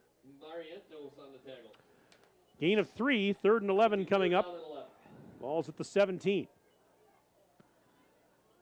Clock ticking as we are approaching intermission. 3rd and 11. Cardinals at the Raiders 17. Couple receivers on the right. Powers going to throw. Little bubble. This is Lane, and he's tackled at the 15. They got Max Sabota. 1 yard on that one. Max Sabota limits that to a gain of only about 2, and it's 4th and 10. I'll tell you, if Arcadia comes up with a big stop right here, as we got a timeout called on the field, Mike. We do. do. We're going to keep it here? Let's see. We'll keep it here. This timeout called by Columbus, brought to you by our good friends at McKinstry's Home Furnishings, and they're located in downtown Beaver Dam. We got an email here to get to quickly. It says we've got Brandon and Alexis checking in from the thriving metropolis of Randolph. Go Cardinals. And our buddy, number 20, Bobby Tracy. That's from Brandon and Alexis checking in to the game. Again, you can check in with us, sports@dailydodge.com. Put Columbus or Arcadia in the subject line. Send me your name, where you're from, who you're cheering for. We'll talk about you then. I want to give a shout out to the Randolph Police because I passed through the other day. I was in a bit of a hurry to catch a tea time, a little north of there, and I just wanted to say thanks. Geez, I wonder why. Oh, Tim. What am I going to do with you, my friend? I know what we're doing on Sunday. Yeah. Me too. All right, on 4th and 10 from the 15. Cardinals going to go for it here in the red zone. Powers. We got whistles all over the place. Dead. There was an empty backfield. He took the snap and they blew it dead. And the signal is false start, on the Cardinals with 3:02 to go until halftime. 23-0. Columbus leads. They've picked off quarterback Wegman twice. Roach has a pair of touchdowns. All right, 4th and 10 now. Powers, 4th and 15. Oh, he's got him wide open. Wide open, Roach! Oh, my goodness. In the end zone, right side. Touchdown, Columbus. Connor Roach wide open for a 20-yard touchdown reception. 2:54 to go in the half. It's 29-0 Columbus. Mike, I was just saying moments ago prior to that timeout that if Arcadia could stop them here, it would be a huge momentum switch in the ball game. But on the other hand, this one, I'm not going to tell you that it puts it away, but all of a sudden things are looking bleak for Arcadia. And now we wait to see what they do here on the conversion. They're going to go for 2 again. The little shovel. Roach, right side, little cutback. Did he get in? Nope. Yes, he did. Roach takes the 2-point conversion flip and takes it in. It is now 31-0 in favor of Columbus. We're back in 1 minute on Daily Dodge TV. Hey, it's Stacy with Slumberland, Beaver Dam in Watertown. Stop in and see everything that our store has to offer. We built it just for you. We have mattresses, box springs, power bases, bedroom sets, furniture, living room sets, dining sets, everything that you would need to complete your entire home. We've got our interest-free financing and a really great local staff here to help you. So you've got all local people here to help you out from start to finish for anything that you would need. So stop in, shop local, and save big with us. Here at Pizza Ranch, we'd like to thank our Swedish friends for bringing the buffet to America. They called it the smorgasbord, but it was a success anyway. So we started our own buffet and loaded it up with pizza, chicken, sides, salads, and cactus bread. And you can even request any pizza you want anytime you visit. We call it Buffet Your Way, because smorgasbord your way, well, that doesn't rhyme at all. Pizza Ranch. Check out your local Pizza Ranch in Beaver Dam, Watertown, or Waupun, or check out pizzaranch.com.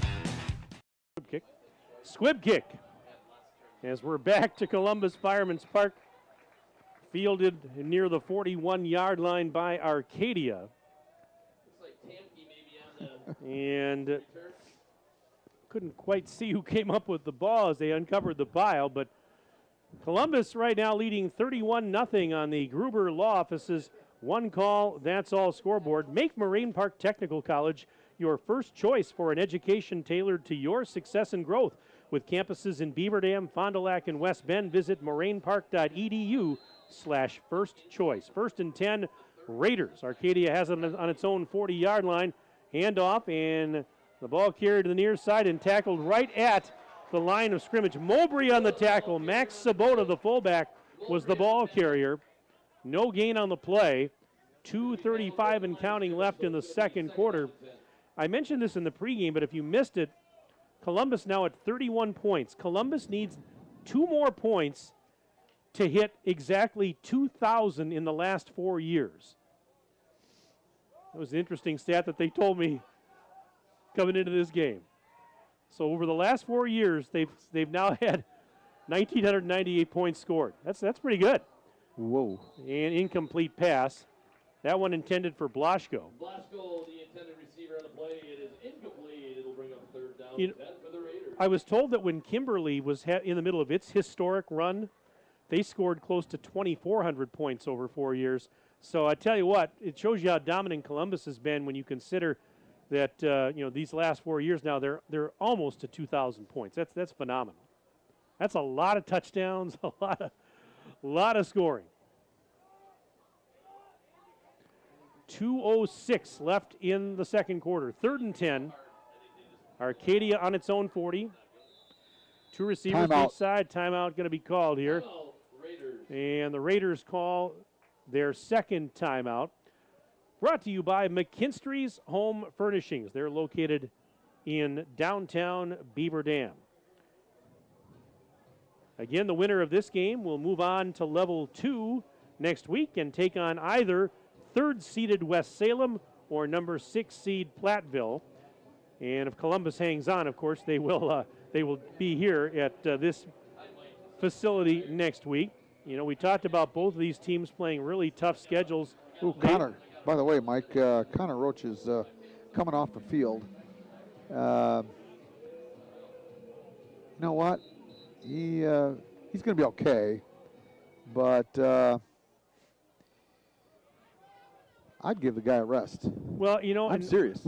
I really would. Why take your star running back and linebacker and just on 3rd and 10 from the 40. Wegman throws, caught near the 49, breaking a tackle inside Columbus territory.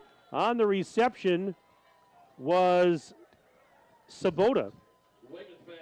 And that's a first down for Arcadia. Sabota is marked down at the 46-yard line, so 14 yards on that pass play. Yeah, I wonder, you know, we talked about it a little bit, Tim, how Roach hasn't been getting every single carry in this game, and I wonder if that's by design.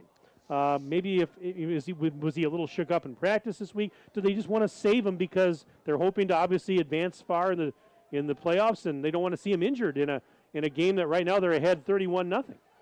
Here off his back foot, Wegman throws. It is intercepted. Oh. That is an interception by Jack Town. And watched it all the way in, and but that was just a great play. And watched it all the way in, and but that was just a great play. And it wasn't overthrown by that much. And the intended receiver was right there as well. But you know, that's just really good ball skills, as they call it. 1st and 10, Cardinals on their own 20. Powers to throw. Jugular right here. And he is launching it down the middle of the field. It is caught. Are you kidding me? Across midfield. What a grab by Griffin Corrado.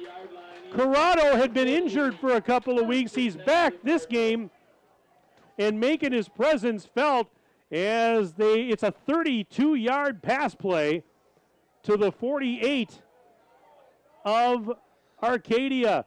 Don't look now, but Peyton Powers is 5 for 6 for 94 yards. Trips to the left.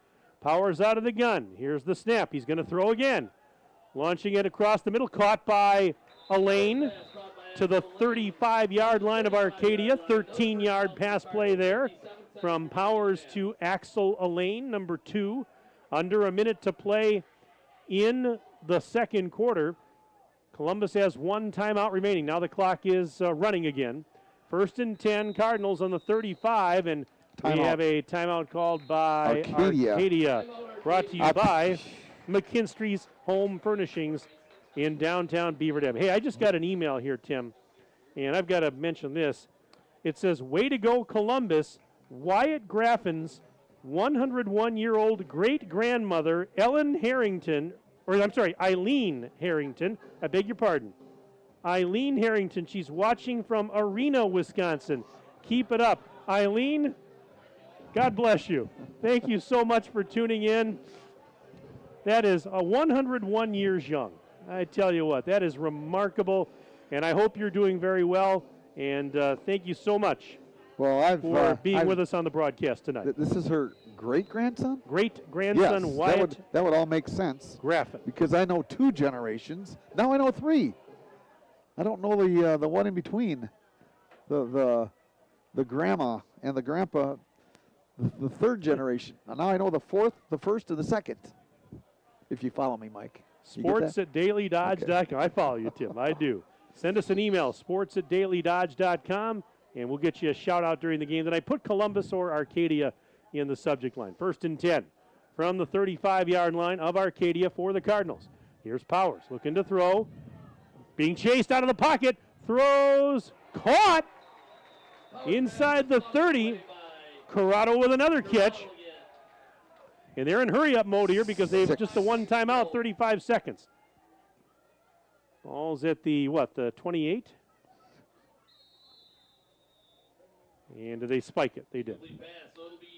So 28 seconds remain in the first half. I just can't tell you how impressive this drive is. They had every opportunity in the world, up 31 points, taking over after the third interception of the game with, a minute and a half left, roughly speaking. Every opportunity to, run 3 plays into the line and call it good. But no, they decided to let this junior quarterback grow in his skills here all of a sudden. Peyton Powers is just growing right in front of our eyes. Trips to the left. Powers on third down. Running to the near side, being chased, throws. It is tipped to himself, caught by Mowbray. He's inside the 5. Mowbray bobbled it, kind of tipped it to himself, it looked like. And they mark it where? At the 5? No, it's inside the 5, Tim. It's down to about the 2. And the Cardinals just used their last timeout with 16 seconds remaining in the half. This timeout brought to you by our good friends at McKinstry's Home Furnishings under the red awning, downtown Beaver Dam. The ball is at about the 2. It's either the 2 or the 3, it looks like. So that was... We're going to call it the 3, Mike. Okay, I'm fine with that. It's tough to tell when there's no individual hash marks or yard markers, but... So that would be... 26 yards on that pass play? Was it the 29? It was, 26. You got 26. There we go. Wow. I mean, and you're right, Tim. This is very impressive. Columbus keeping their foot on the gas here, and they weren't going to just be content to, lollygag and run some clock and go into the locker room up 31-0. They're, and what they're doing here, Tim, too, is, it's going to get tougher as you advance through the playoffs. And they're getting ready for any type of situation like this they might encounter. First and goal from the 3. Connor Roach already has a hat trick, 2 rushing touchdowns and a receiving. I don't see him out there right now, but here's a little fade to the right corner. Wow. Wide open, Mowbray. Touchdown, Columbus. The fade to the right corner of the end zone, a 3-yard pass play.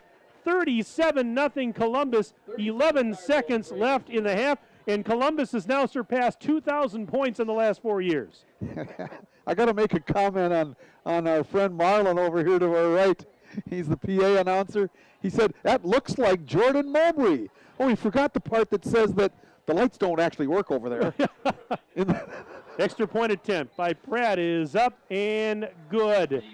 11 seconds remain in the first half.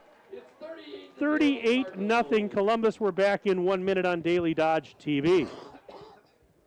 The winter weather can play havoc on your hands and hair. Fear not, the folks at Wonder Nails and Spa has just a ticket for you. Call 887-4374 and let them pamper you. Let them chase away those winter blues. Let's talk hair. Long, beautiful hair, shining, whoa, I digress. The team of cost cutters will put a shimmer and shine to your mood, and their retail products are the best in the business. Call 885-0437 today.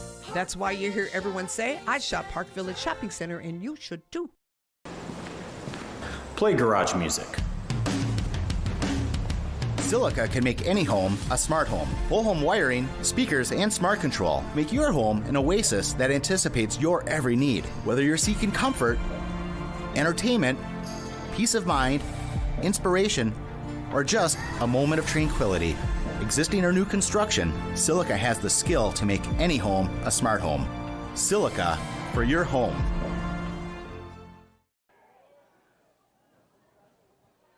And we are back. And Teskey on the return for Arcadia out to about the 30-yard line as they uncover the pile. And there's the football lying right on the 30. But is that the end of the half? Looks like we've hit zeros on the clock. And that is the way the half comes to an end, it would appear. So we come back for one kickoff, and we call it a half.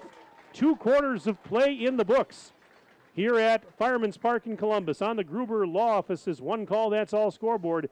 At the break, Columbus 38, Arcadia nothing. Let's take a 3-minute break. We're back in 3 minutes on Daily Dodge TV.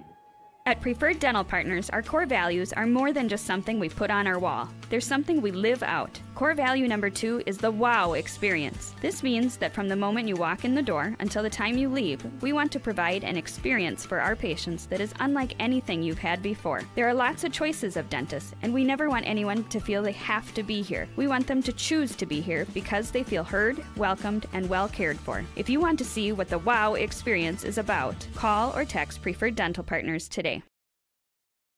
The Spartans have arrived. Spartan Flooring is here to serve with prices from another time. Get the lowest prices anywhere on name brand carpet and LVP. Save hundreds or more per room without sacrificing the quality. Spartan Flooring makes designing easy with a carefully curated selection tailored to local paint colors and wood stains. Whether you're sprucing up a house to sell or settling in for the next 20 years, get the best prices in town. Call, text, or email to schedule a free, no cost, no obligation measurement and assessment. Visit SpartanFloorings.com and prepare to be floored.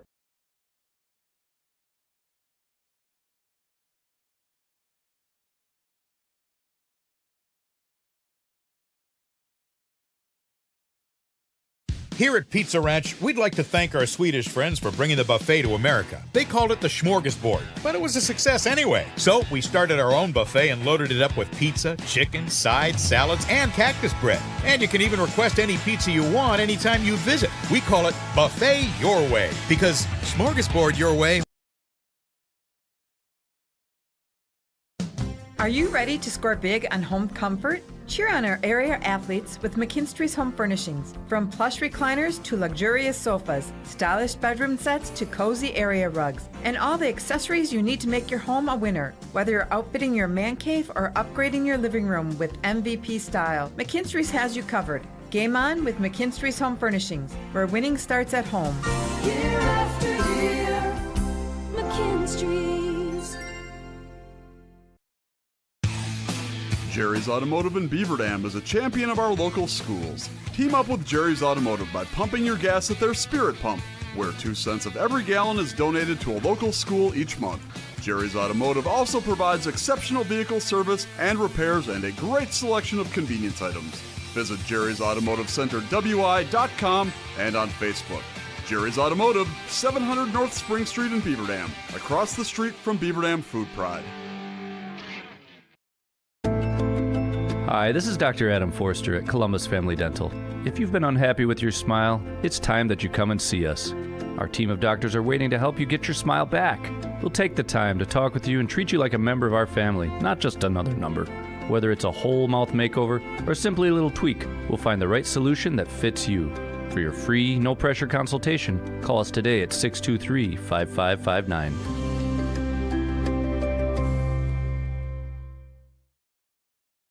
When it comes to a winning lineup, turn to the selection of new and pre-owned vehicles at Napleton GM in Beaver Dam. Their team goes the extra mile to provide a winning experience, from hassle-free financing options to exceptional customer service. It's like having a dedicated cheering section cheering you on in every step of the vehicle purchase. Give the team at Napleton GM in Beaver Dam a call at 920-885-3301 or visit napleton151.com and find new roads with their winning inventory. Halftime here at Fireman's Park in Columbus, and on the Gruber Law Office's One Call That's All scoreboard. At the break, Columbus over Arcadia by the score of 38-0. Mike Tronson here at the football field. I'm joined by my good friend and partner Tim Alderman, and Charlie Dern is our videographer and engineer for this broadcast. Well, Tim, tell you what, I'm running out of adjectives to describe that first half performance by Columbus. It was impressive, to say the least. I'll go over the individual scoring here in a little bit, but I'm sure the numbers are going to be going to kind of reinforce what we're seeing on the scoreboard tonight. So very true, and we'll get to some observations here after my stats here, Mike. But Arcadia, the Raiders have been held to 56 yards through the air, 59 yards through the air, 4 for 19 for Carter Wegman, and 9 carries on the ground for 16 yards, for a grand total of 75 net yards for the Raiders this evening. And, 9 carries for 16 yards. the big boys up front have really got control. There's just no doubt about it. So Columbus, on the other hand, 9 for 11 through the air for junior quarterback Peyton Powers for 142 yards. Let's give credit to, let's see, Jordan Mowbray's got 3 grabs, as does Griffin Corrado, also with 3. 19 carries on the ground for a total of 98 yards. Connor Roach, 12 carries for 54 yards. Caleb Syme, 5 carries for 30.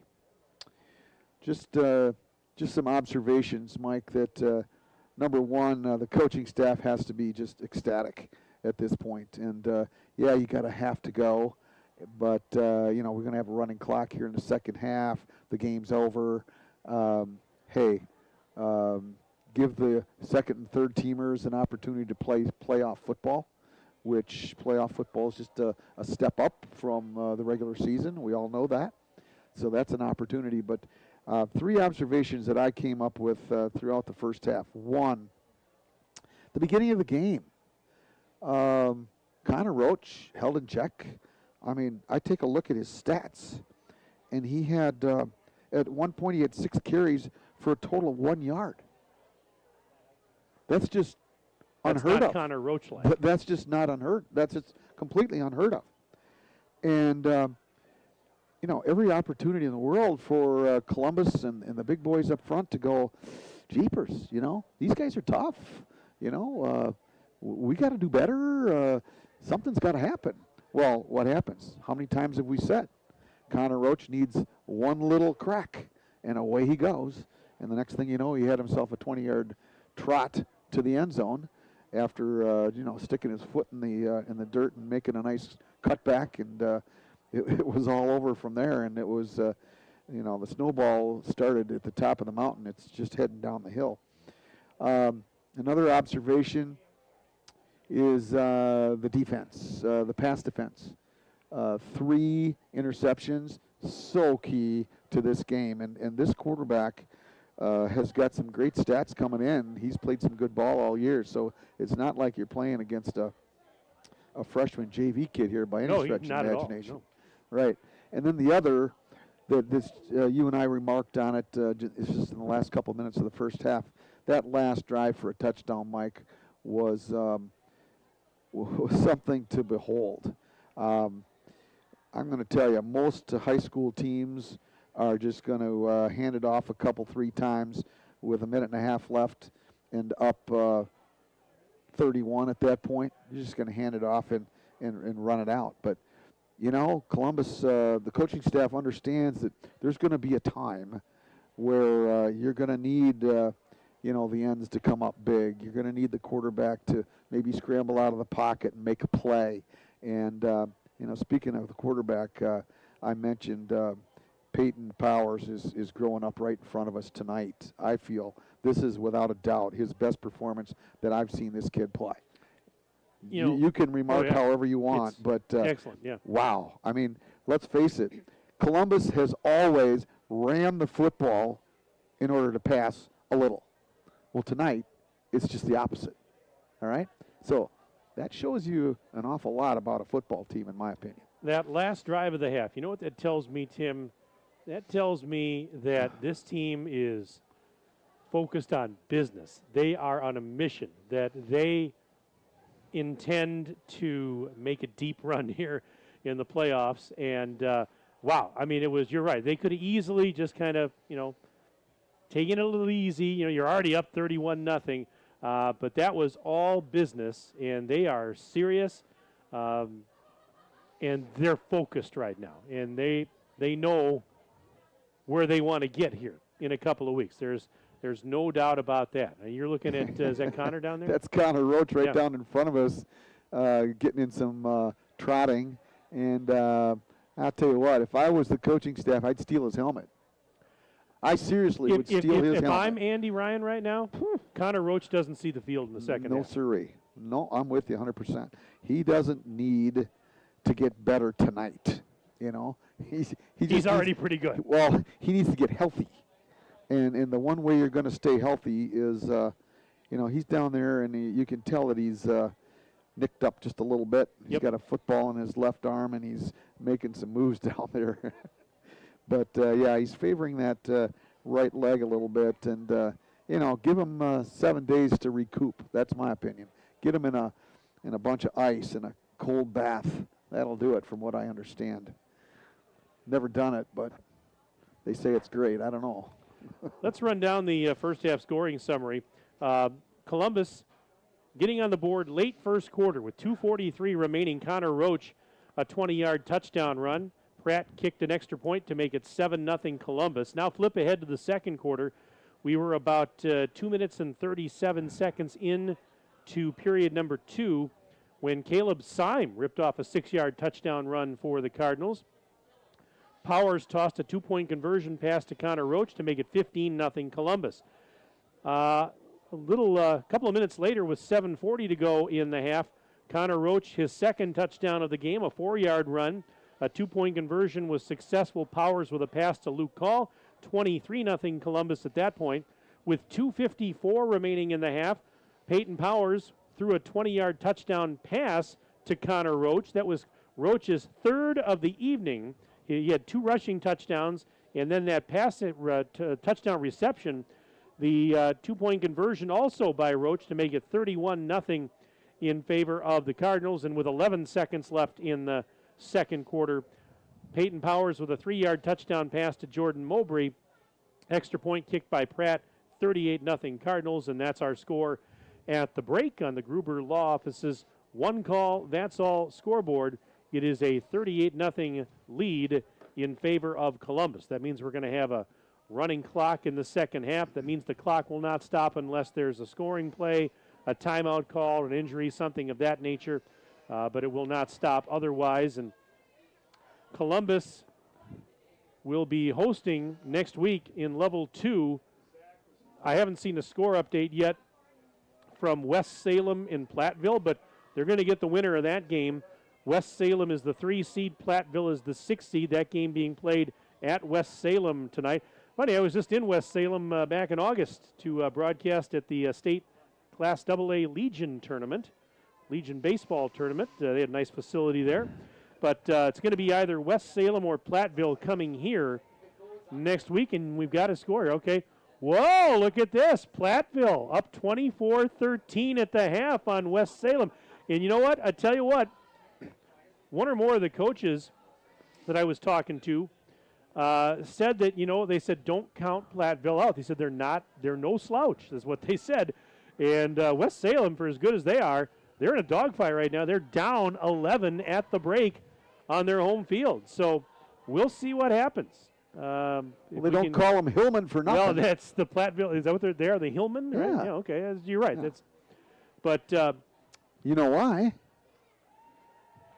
What is they that? got the mound down there. Oh, the mound. Yeah, well, yeah, of course. I've been to that the mound. M. Yeah, I climbed to the top of that mound. No. I walked up the stairway. I was out of breath when I got to the top, but I got up there. Yeah, I did too, but I walked down in a different manner.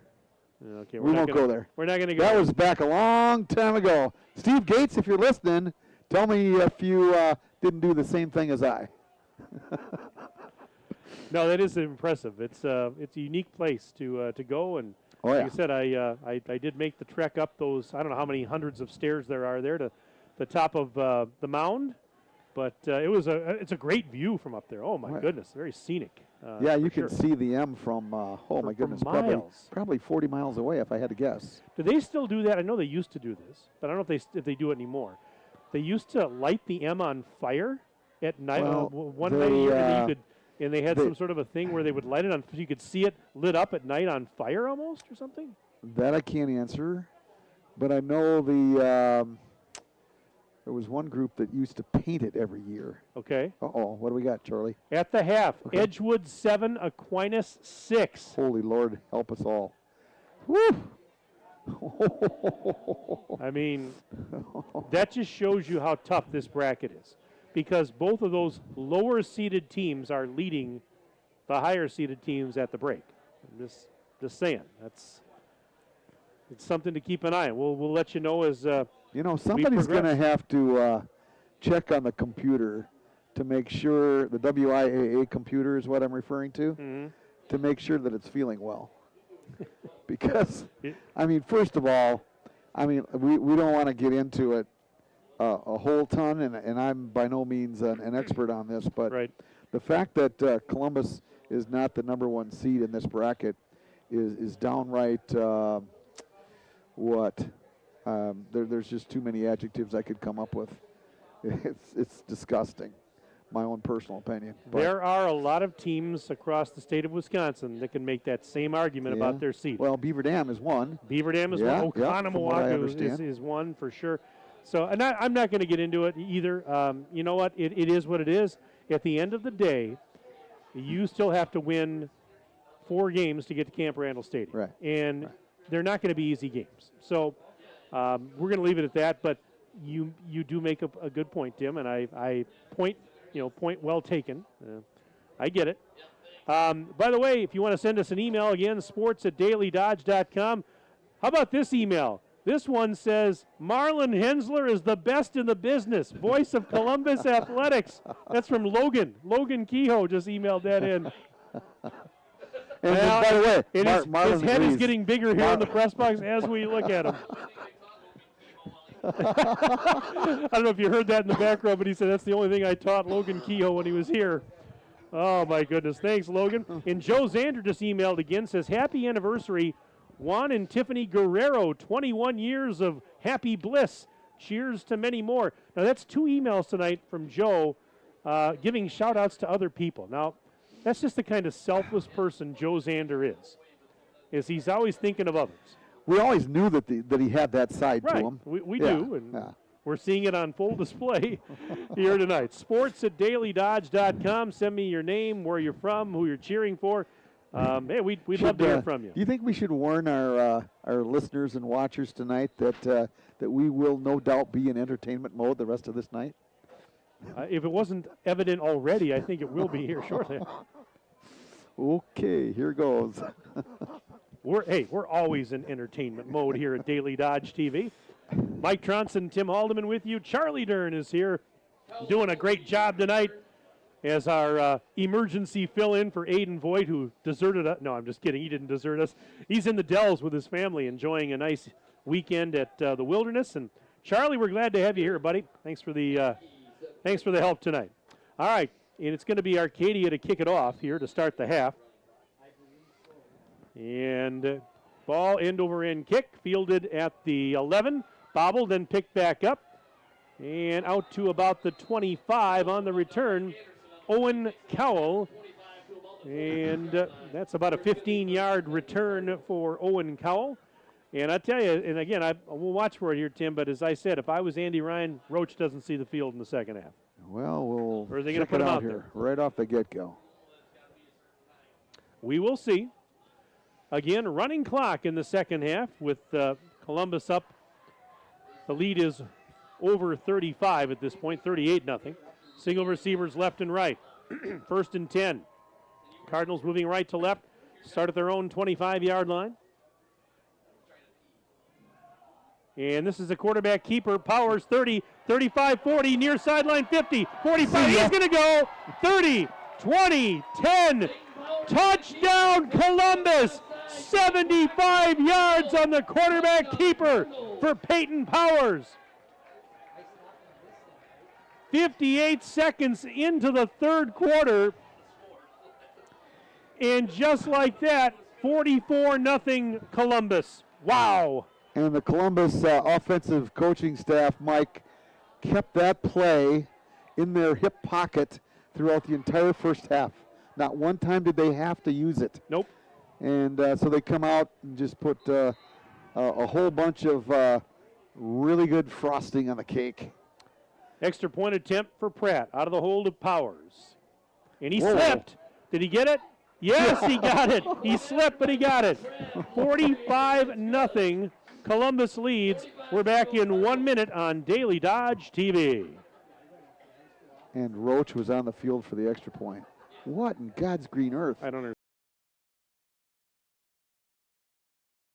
When it comes to a winning lineup, turn to the selection of new and pre-owned vehicles at Napleton GM in Beaver Dam. Their team goes the extra mile to provide a winning experience, from hassle-free financing options to exceptional customer service. It's like having a dedicated cheering section cheering you on in every step of the vehicle purchase. Give the team at Napleton GM in Beaver Dam a call at 920-885-3301 or visit napleton151.com and find new roads with their winning inventory.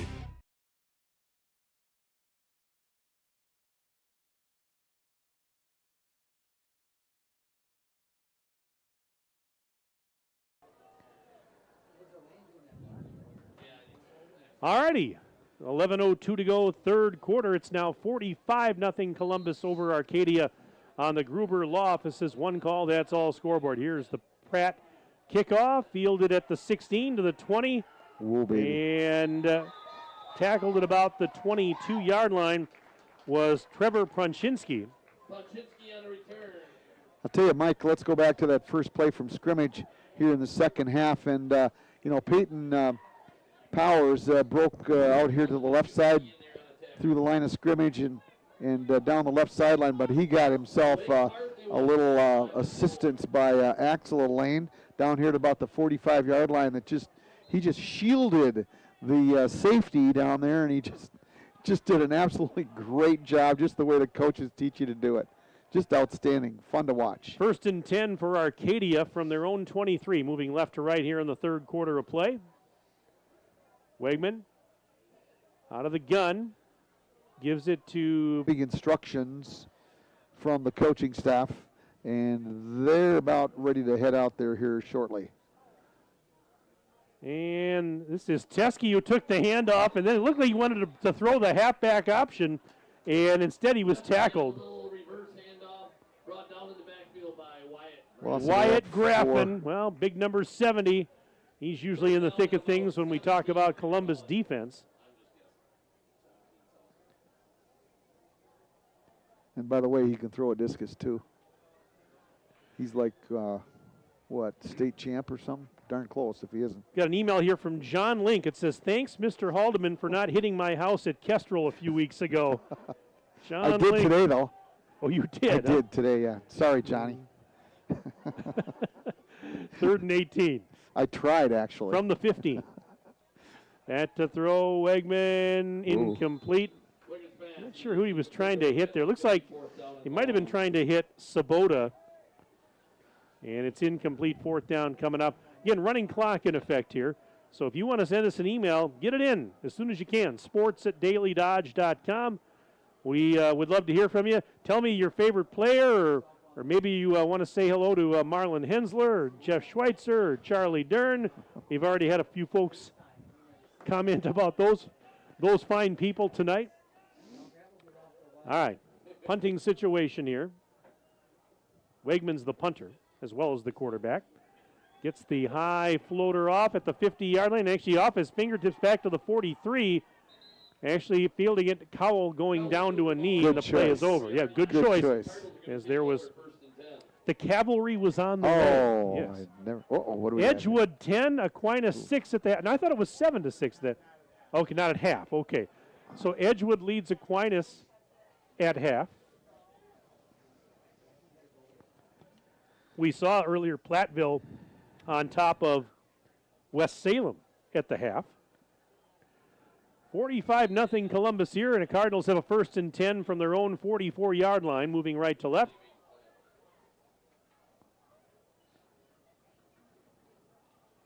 And out of the shotgun, Powers hands it up Cowell. Straight ahead, 45, taken down near the 48-yard line, and that was Blaschko on the tackle. Max Blaschko. Got 5. And 4-yard pickup, and they'll mark it at the 48. And it's 2nd and 6. 6:50 and counting left in the third quarter.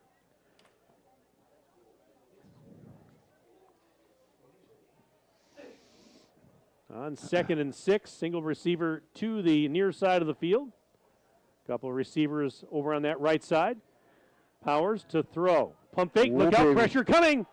He is going to throw off his back foot and just throw it away. Yep, good job there because he was in danger. By the way, I would be remiss if we didn't give a badge of courage. You just mentioned Jeff Schweitzer moments ago. I did. This poor guy's been fighting kidney stones all week long. Give him credit. He's up here doing his job.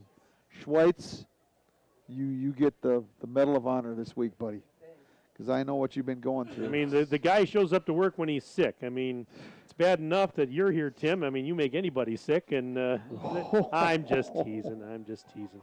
I hope you feel better there soon there, Jeff. Crushing.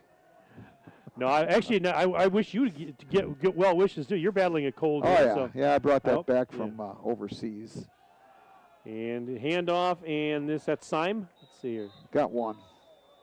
To about the 50. Syme on the carry, and they're got, as you said, about one. I'm just teasing you, Tim. I hope you feel better soon, and I hope Jeff feels better soon. I'm more worried about him than I am me. I've had lots of colds. Well, to tell you what, I said I've I've actually had a couple of kidney stones a few years back. They are not fun. And so I know what he's going through. Hey, Columbus's first punt of the night. Yeah, first punt of the night here. It comes with now just about 5 minutes and counting left in the third, and we have a whistle. What do we have? Timeout, Columbus. No, Arcadia. So Arcadia calls timeout. This timeout is brought to you by our good friends at McKinstry's Home Furnishings, and they're located in downtown Beaver Dam under that red awning. Let's see what we got here. This email says, shout out to Riley Kaminsky, number 32. Keep up the good work.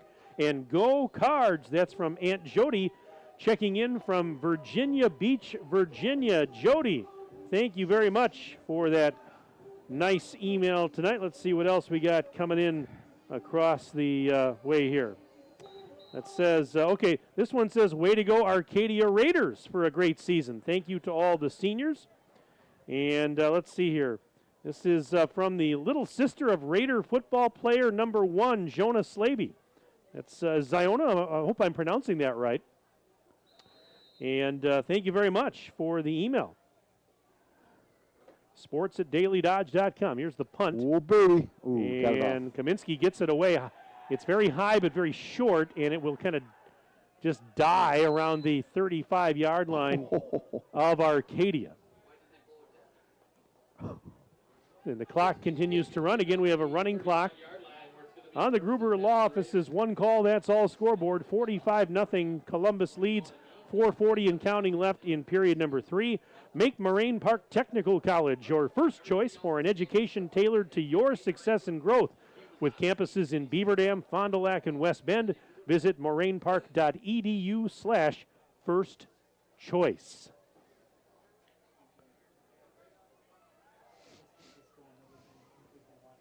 Well, I know it's been a tough night here for Arcadia as they come up to the line 1st and 10 from their own 35-yard line.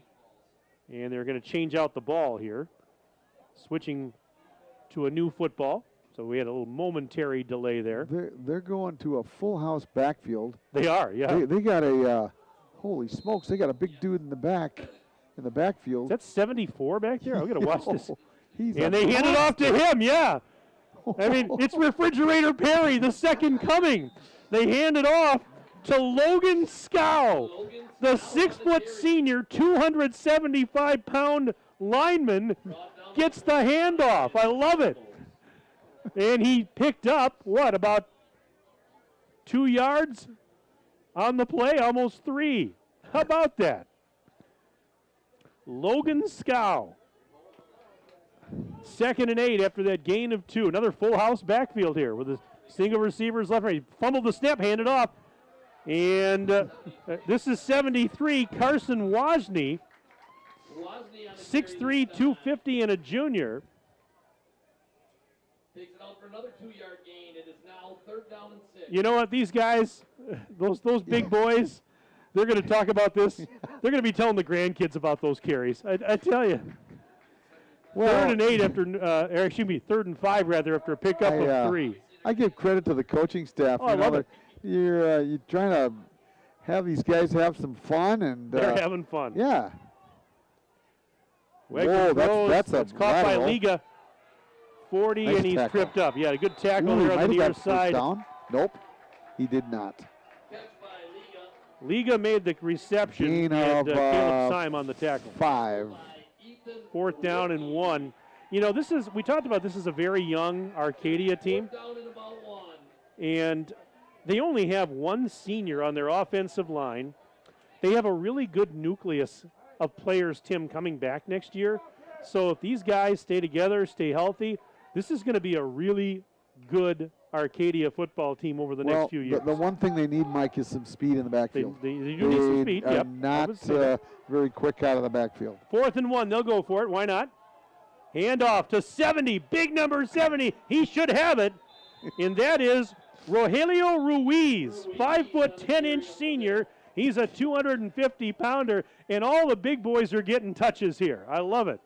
Ruiz that time on the carry, and he picks up a first down. You'll be telling the grandkids about that. I picked up a first down in a playoff game, guys. This is good stuff. I mean, really, as you said, credit the coaching staff, Derek Updike and his staff. And, you know, these kids can smile about that on the way home tonight. 1st and 10. From the 46, back to throw. Wegman looking down the left sideline. Incomplete. That one intended for Teskey. And we're down to a minute left, a minute and counting left in this third quarter. 45-0 Columbus with the lead. Very quick moving third quarter with that running clock. It's now 2nd and 10 for Arcadia. Handoff. Who's got it? Big number 74 to the 50. Look out as he almost busted for some big yardage. That was Logan Scow again. I tell you, you see that locomotive coming down the tracks at you. I don't know if I'd be. I'm not getting in his way. I'm getting the heck out of the way. Not a chance. And that's a pickup of what, about 7? 7, yeah. 3rd and 3 coming up with 10 seconds left in the quarter. We'll see if they get one more playoff before the end of the period. 3rd and 4 from the 46 of Columbus. Snap it, hand it off. 45, 40. 30, down! And down near the 30 goes Washny. Oh my goodness, for just a split second, you thought maybe he was going to take it all the way. That's the end of the quarter. After 3 complete, 45-0, Columbus leads Arcadia. We're back in 1 minute on Daily Dodge TV.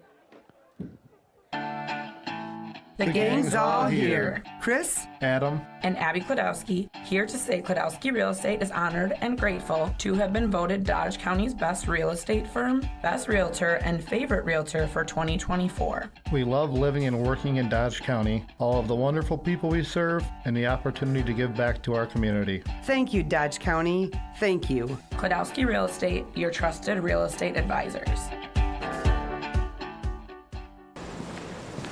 Play garage music. Silica can make any home a smart home. Whole home wiring, speakers, and smart control make your home an oasis that anticipates your every need. Whether you're seeking comfort, entertainment, peace of mind, inspiration, or just a moment of tranquility. Existing or new construction, Silica has the skill to make any home a smart home. Silica for your home. Here we go. We're back for the start of the fourth quarter. Handoff. And on the carry goes Ruiz. Rogelio Ruiz picks up, let's see, about maybe 3.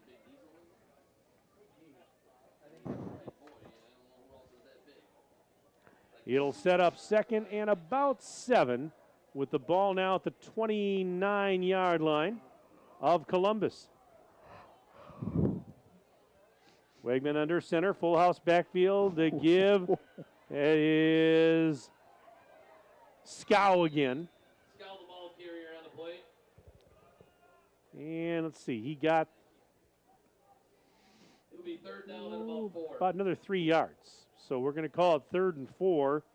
Opening minute of play, fourth quarter, running clock in effect On the Gruber Law Office's one call, that's all scoreboard. Columbus 45, Arcadia nothing, but the Raiders are having some fun with the big boys in the backfield on this drive.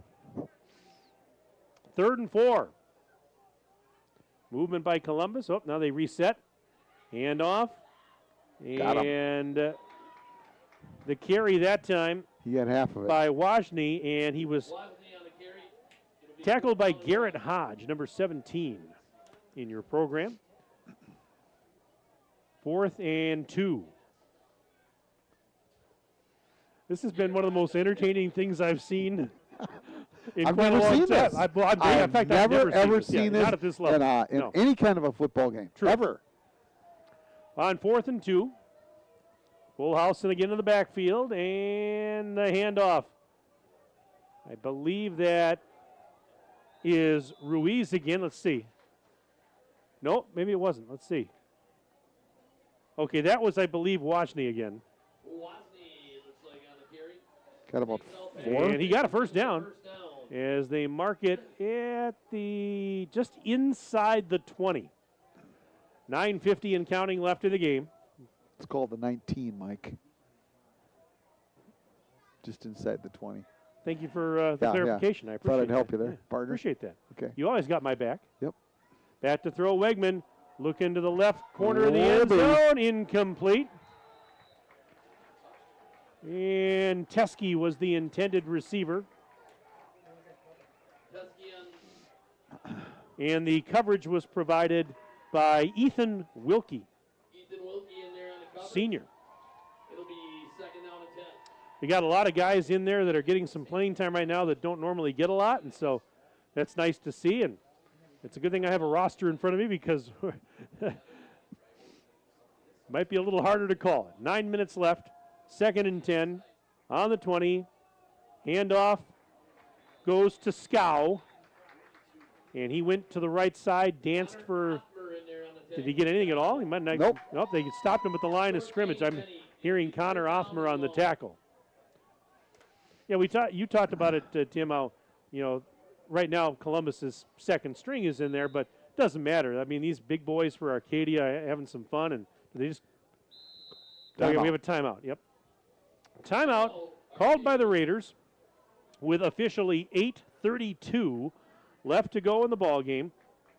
45-0 is the lead. Columbus on top of Arcadia. Let's see here. And hey, we just got a nice email here. It says, congratulations on a great season, Arcadia Raiders. We know Logan is proud of you. That's from Logan Conrad's family. And thank you very much. And again, we talked about this. I don't know if you were tuned in at the beginning of the broadcast or near the beginning. We talked about Logan and his untimely passing, and again, our hearts and thoughts are with you all, Logan's family members and friends, and I know it's been a tough time for you. And I was just so, it was a tragic event for sure, but it was nice to hear some of the heartwarming stories that came out of that from Coach Updike when he and I talked last night. So we know Logan is very proud, absolutely. Thank you for the email. 3rd and 10. Whoops. Fumbled snap. Wegman just dove on it. I think is that a different quarterback? Oh, it might be. Let's see here. Yeah. It's just a little. Yeah, you're fella. right. It's a different quarterback. That was Declan Gradzileski, 5'8" freshman, 130-pounder. And thank goodness I had a nice interview with Coach Updike last night, who told me how to pronounce his name, because I'm sure I would have gotten that wrong had I not asked. 8:04 to go. Memories of Markazan. Billy Bartoshevitz, you bet. 4th and 10 from the 20. Gradzileski under center. Back to throw. Launching it towards the end zone. It's going to be knocked down, incomplete. Intended for Liga. So Gradzileski's pass knocked down, and the ball will go over on downs to Columbus. Clock continuing to run, 7:34 and counting left in the ball game.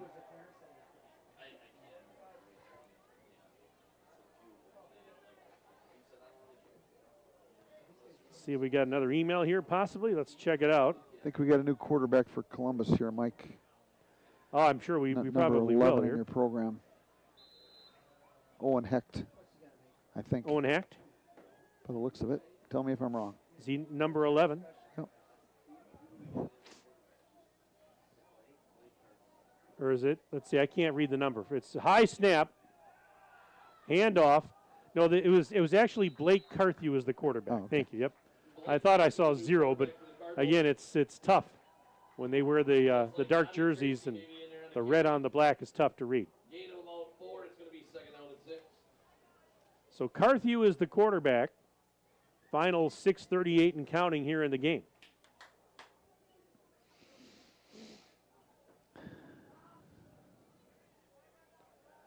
On 2nd and 10. Should be 2nd and 6, I should say. Handoff. Pushing the pile up near the 20 or the 30. Bobby Tracy, the ball carrier, takes it up. Bobby Tracy on the carry. Looks like it's going to be 3rd down and 1. Got an email here. It says, "Way to go so far, Cards. Keep your foot on the gas." Grandma and Grandpa Cotter here watching from the man cave back in Montello with Uncle Don, Aunt Carol, and cheering on Columbus while eating lots of matzah and really hoping to watch Johnny Cotter return from his injury next week. That'd be awesome. And the handoff. Tracy again, straight Whoa, ahead. 40, see you later. 50, he could go. Oh, He's my to goodness. the 40, 30, 20, 10. Touchdown, Columbus. Bobby Tracy 71 yards. goes 71 yards to the house. 5:34 remaining, and it's 51-0 Cardinals. Well, I'll tell you what, a couple years from now, we might be mentioning his name just as we did Connor Roach a couple years ago. Agreed, Mike? Absolutely. Yeah. Got some quickness.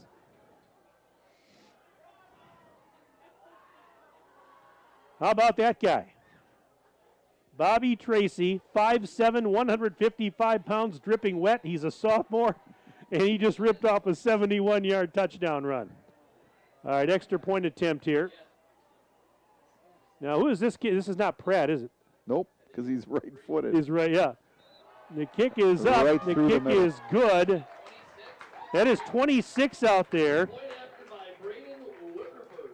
Okay, I don't even have a 26 on my Braden roster. Whipperforth. Braden Whipperforth, thank you very much. And it is 52-0. Back in 1 minute on Daily Dodge TV. Here at Pizza Ranch, we'd like to thank our Swedish friends for bringing the buffet to America. They called it the smorgasbord, but it was a success anyway. So we started our own buffet and loaded it up with pizza, chicken, sides, salads, and cactus bread. And you can even request any pizza you want anytime you visit. We call it Buffet Your Way, because smorgasbord your way, well, that doesn't rhyme at all. Pizza Ranch. Check out your local Pizza Ranch in Beaver Dam, Watertown, or Waupun, or check out pizzaranch.com. Are you ready for peace of mind? Chad Guzzi here, owner of Air Care in Beaver Dam. If you're tired of unexpected repair bills, you want to sign up for our Total Care plan.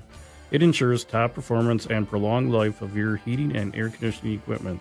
Air Care's Total Care customers receive annual inspections, as well as a reduced maintenance rate, plus a 10% discount on all service repairs. Air Care, big enough to serve you, small enough to care.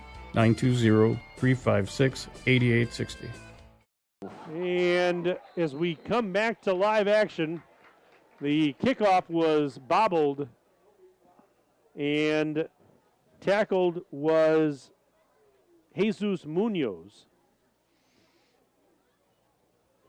On the return. This time I believe it was. And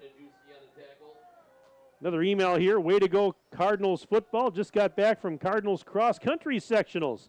Shout out to Coach Hensler and to Coach Eater and, of course, Caleb Stadler, who's going to state.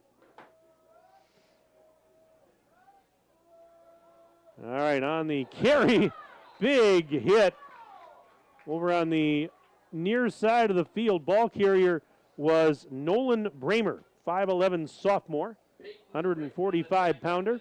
4:34 and counting left in this one. 52-0 Columbus with the lead.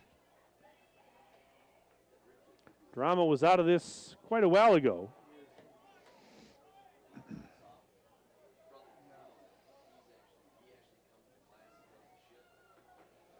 Second and 11. Ball at the 20 for Arcadia. And a quick toss, caught.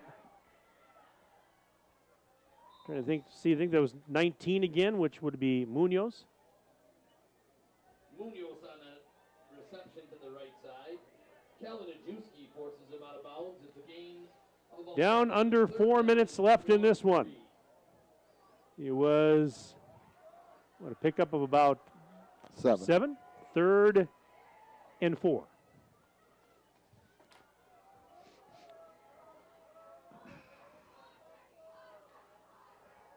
Platteville leads West Salem 27-20. 4 minutes.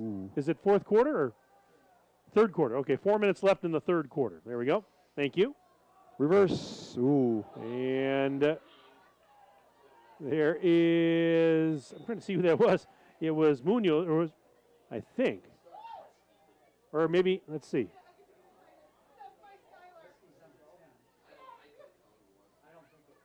runners forced out of bounds. Yeah, I can't. I couldn't tell who that was, to be honest with you. We've got so many. Marlon Hensler. Yeah, Marlon Hensler's the best in the business. He doesn't know who it was either. The runner. I tell you, that's why we get paid the big bucks, Marlon. I thought it was 19, which would be Munoz, but 4th and 1 after a gain of 3.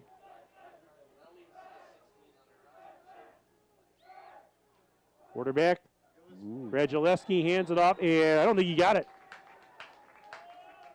The give was to a number I don't have on the roster.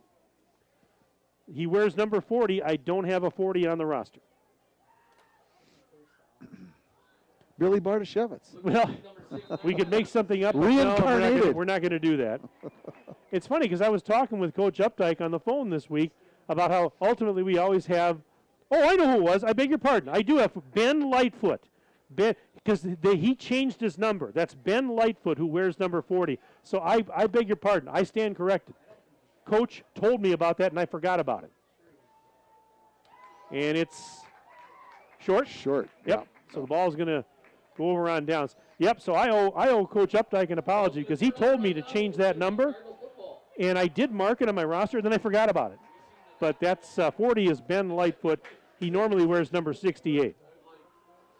Ball's going to go over on downs to Columbus. Clock now with 2:15 remaining in the game.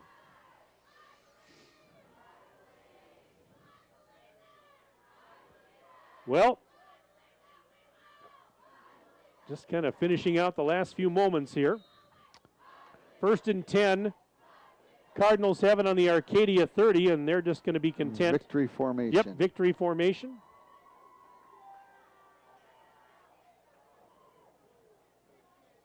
They're just going to take a couple of knees and run this thing out. No need to do anything else. Snap back to the quarterback, that is Carthew. He takes the knee, the first of a couple. Impressive to say the least. It will get tougher from here on out, but Columbus, they'll have a home game next week. Right now, we don't know the opponent yet. It's going to be either West Salem or Platteville. Those two teams are locked in a dogfight right now. At last we heard, Platteville was up 7 late third quarter. Winner of that game is going to come here next week. All right, 2nd down, and there is another knee for Carthew. And we're down now to 70 seconds and counting left in the game. Oh, we've had some fun tonight, though. We've seen some fun stuff, some zany stuff. We saw the big boys getting some carries. One of them almost busted for a touchdown. And one more knee is going to end this thing. Down to 48 seconds.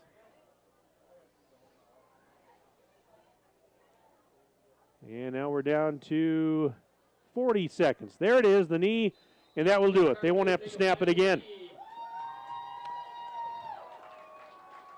Columbus They advance to level 2 of the WIAA playoffs in convincing fashion here tonight. A 9-0 regular season. A lot of momentum coming into this one. And they roll over this Arcadia team tonight here at Fireman's Park. Final seconds ticking off that scoreboard. It'll be official here in 2, 1, and it's over. Final score on the Gruber Law Office's one call, that's all scoreboard. 52-0. Columbus defeats Arcadia. Congratulations to Columbus. They're 10-0. They're moving on to the second round. And hats off to the Arcadia Raiders on a fine season. Now they comes to an end here with a record of 5-5, but as I mentioned, this is a young team. They're going to be really good over the next couple of years. You wait and see, as they have a really good nucleus coming back next year. All right, we'll do this. We'll take a 3-minute break. We'll come back. We'll wrap it up on the postgame right after this on Daily Dodge TV. Cheer. Now cheer louder. Any accomplishment worth doing is worth doing with all your heart and soul. The entire team at Hometown Glass and Improvement knows that dedication, time, and respect can lead to greatness. When practicing free throws, running for a touchdown, or installing new windows and doors, it is commitment to something larger than oneself that creates a legacy. So keep cheering for your hometown team. Measurement and assessment. Visit SpartanFloorings.com and prepare to be floored. White Construction is cheering on our student athletes in the community, and they want you on their winning team too. They are expanding and looking for passionate individuals who want to build their future as a team. Join a company that values teamwork, excellence, and community spirit. They're now hiring for multiple positions around Wisconsin, including general labor, fieldwork, and heavy equipment operators. Visit congruix.com to apply today and step up to the plate with White Construction. Let's build something great together. Hey, it's Stacy with Slumberland, Beaver Dam in Watertown. Stop in and see everything that our store has to offer. We built it just for you. We have mattresses, box springs, power bases, bedroom sets, furniture, living room sets, dining sets, everything that you would need to complete your entire home. We've got our interest-free financing and a really great local staff here to help you. So you've got all local people here to help you out from start to finish for anything that you would need.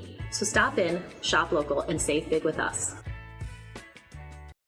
White Construction is cheering on our student athletes in the community, and they want you on their winning team too. They are expanding and looking for passionate individuals who want to build their future as a team. Join a company that values teamwork, excellence, and community spirit. They're now hiring for multiple positions around Wisconsin, including general labor, fieldwork, and heavy equipment operators. Visit congruix.com to apply today and step up to the plate with White Construction. Let's build something great together. American drivers overpay an average of $368 per year on their auto insurance.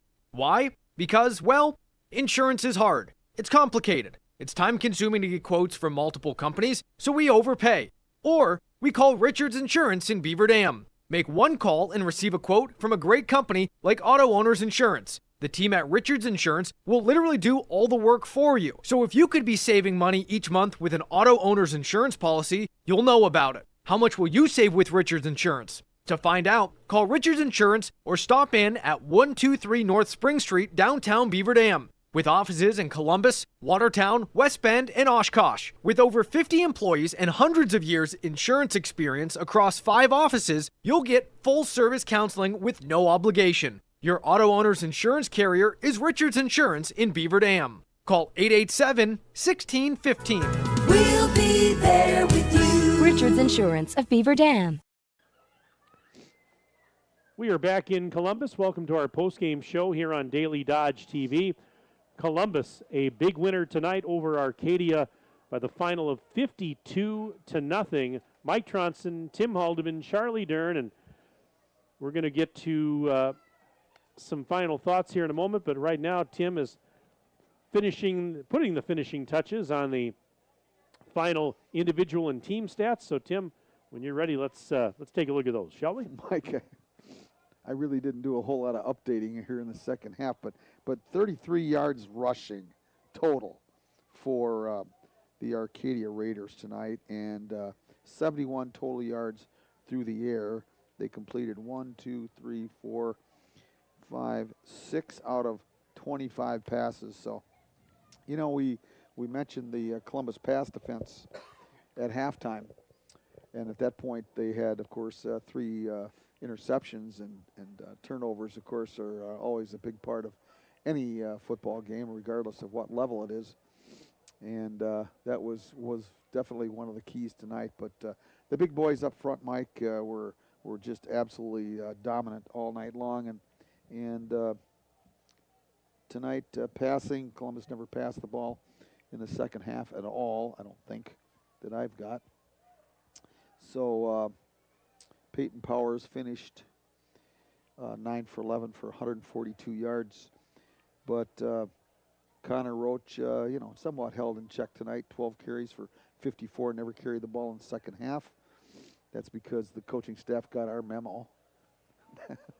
For sure. Yeah, right.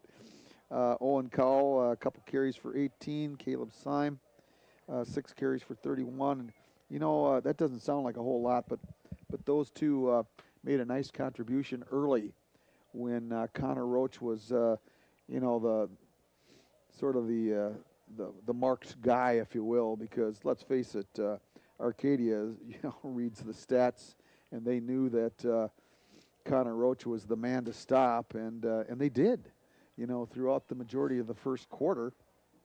But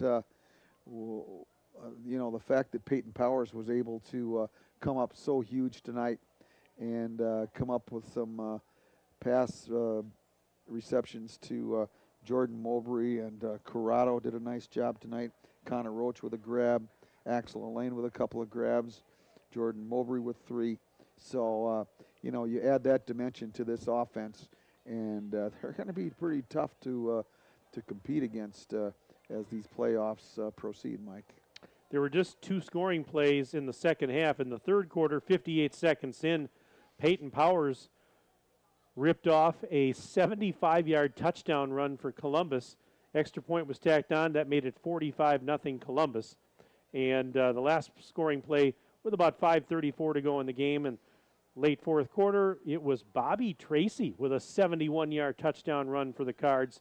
Extra point made it 52-0. That was your final 52-0. The game was, I mean, the drama was taken out of it early. Cardinals led 38-0 at halftime and cruise to a victory. So now we have to wait a little bit to see who the opponent is going to be. Last report we had was still, a 7-point game, Platteville on top of West Salem. That game is being played in West Salem. So obviously with the running clock that we had here, we're finishing ahead of a lot of these other games that are much closer. And so stay tuned, because Columbus doesn't just yet know who's coming here next week for that level 2 game. But it will be either West Salem, the 3rd seed, or 6th seeded Platteville. Regardless of who it is, they're in trouble.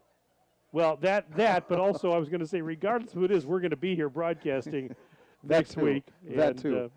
So we wouldn't miss it. I mean, let's face it. I think this was, you talk to the coaching staff, and I'm going to tell you, I think they would be in agreement that this was the most all-around game played by this group of kids. You know, you got 3 facets of the game. You got offense, defense, and special teams, and everybody just played their hearts out, and everybody was on the top of their game. There just weren't any soft spots out there anywhere, and you know, Arcadia is not a bad football team. No, they're not at all. No, imagination. No way. And so, yeah, we live for one more week, and that's all you can do at this point of the season, Mike. Take it one week at a time. The old cliche, right? It'll One be game fun. at a time, Yeah. 1 week at a time. But, no, congratulations again to Arcadia on their season. And tell you what, this is, again, a team that's going to be a force to be reckoned with over the coming years with that young talent they have, that nucleus that's coming back. Watch out for them in an already very tough league with Aquinas and Luther and West Salem. Columbus, they move on, and we'll be back with you next week. Now, what do we have here? We have West Salem just scored, attempting the point after. Oh, again, the point after was good. Tie game, 7 minutes left in the fourth. West Salem and Platteville. Well, unfortunately, we're going to be off the air before that one, long before that goes final. But we're going to see one of those schools here next week. Let's see. We do want to thank. I almost forgot again here, Tim. Goodness. What is the that? We drive need of to the pick game. our Napleton 151 drive of the game, brought to you by our good friends at Napleton 151. You know, to me, Tim, I know it sounds silly, but it's that drive right before halftime. You got it, partner. I mean, when they're already up 31-0, they get the ball. They're not going to take it easy. They got the 2-minute offense going to perfection and go down and score a touchdown with 11 seconds left. And, yeah, in the grand scheme of things, the game was already a little bit out of hand. But that, as we had talked about at the time, Tim, stood out to me and also to you. Without a doubt. It's like planting a seed, for these young kids.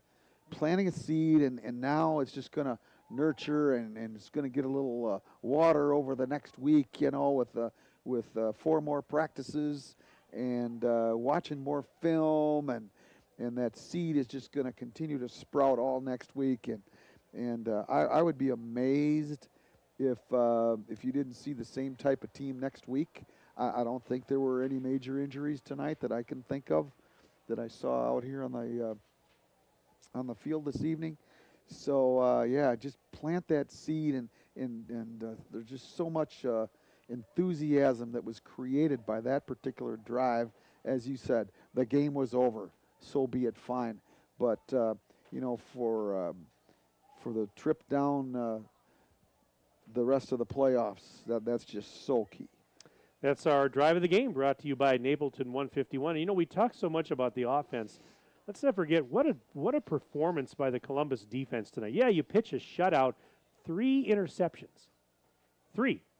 And you pitch a shutout, and, a lot of times maybe we don't give the defense as much credit as they deserve because, let's face it, offense is fun. It's sexy. It's what people like to see. They love the fireworks. This defense tonight was outstanding. Well, one of the things we discussed on the pregame, Mike, was the fact that Columbus's pass defense was a little bit susceptible in a couple of occasions. Looked pretty good tonight, though, didn't it? Throughout the season. So, whether or not, just different personnel to cover, I would say that this group of receivers tonight, they were 6'4" and 6'6", which is something that they hadn't, Columbus hadn't to put up with the rest of the season. But the quickness of some other kids from some other teams was more of a problem for the Columbus defensive backs than was the size. That would be my determination of how the whole thing shook out tonight, Mike. Well, that's going to pretty much wrap things up here from Fireman's Park. I want to thank all of our sponsors. Our presenting video sponsors include Columbus Family Dental, Hometown Glass and Improvement, and the Beaver Dam Unified School District. Tonight's game is also brought to you by McKinstry's Home Furnishings, Kladowski Real Estate, Slumberland, Pizza Ranch of Beaver Dam, Park Village Shopping Center, Richards Insurance, Preferred Dental Partners, Napleton 151, Fox Brothers Piggly Wiggly, Gruber Law Office, Beaver Dam and Mayville Tire and Service, Air Care, Jerry's BP, Silica for your home, Moraine Park Technical College, Gardner Manufacturing, Spartan Flooring, and American Packaging Corporation. 52-0 your final. Columbus shutting out Arcadia tonight. We'll be back here next week for Level 2 action. Hope you'll join us if you can't make it out here to Columbus. And with that, we say good night. Hey, Charlie Dern, thanks for coming out tonight. Charlie Dern, our videographer and engineer, did a super job tonight on the broadcast. And Tim Haldeman, it's always an honor and a pleasure to work with you. Likewise, my friend. For Charlie and for Tim, my name is Mike Tronson saying so long from Columbus. Have a pleasant evening and enjoy your weekend. This has been a Daily Dodge TV sports presentation. Good night, everybody. You're watching the Daily Dodge postgame show.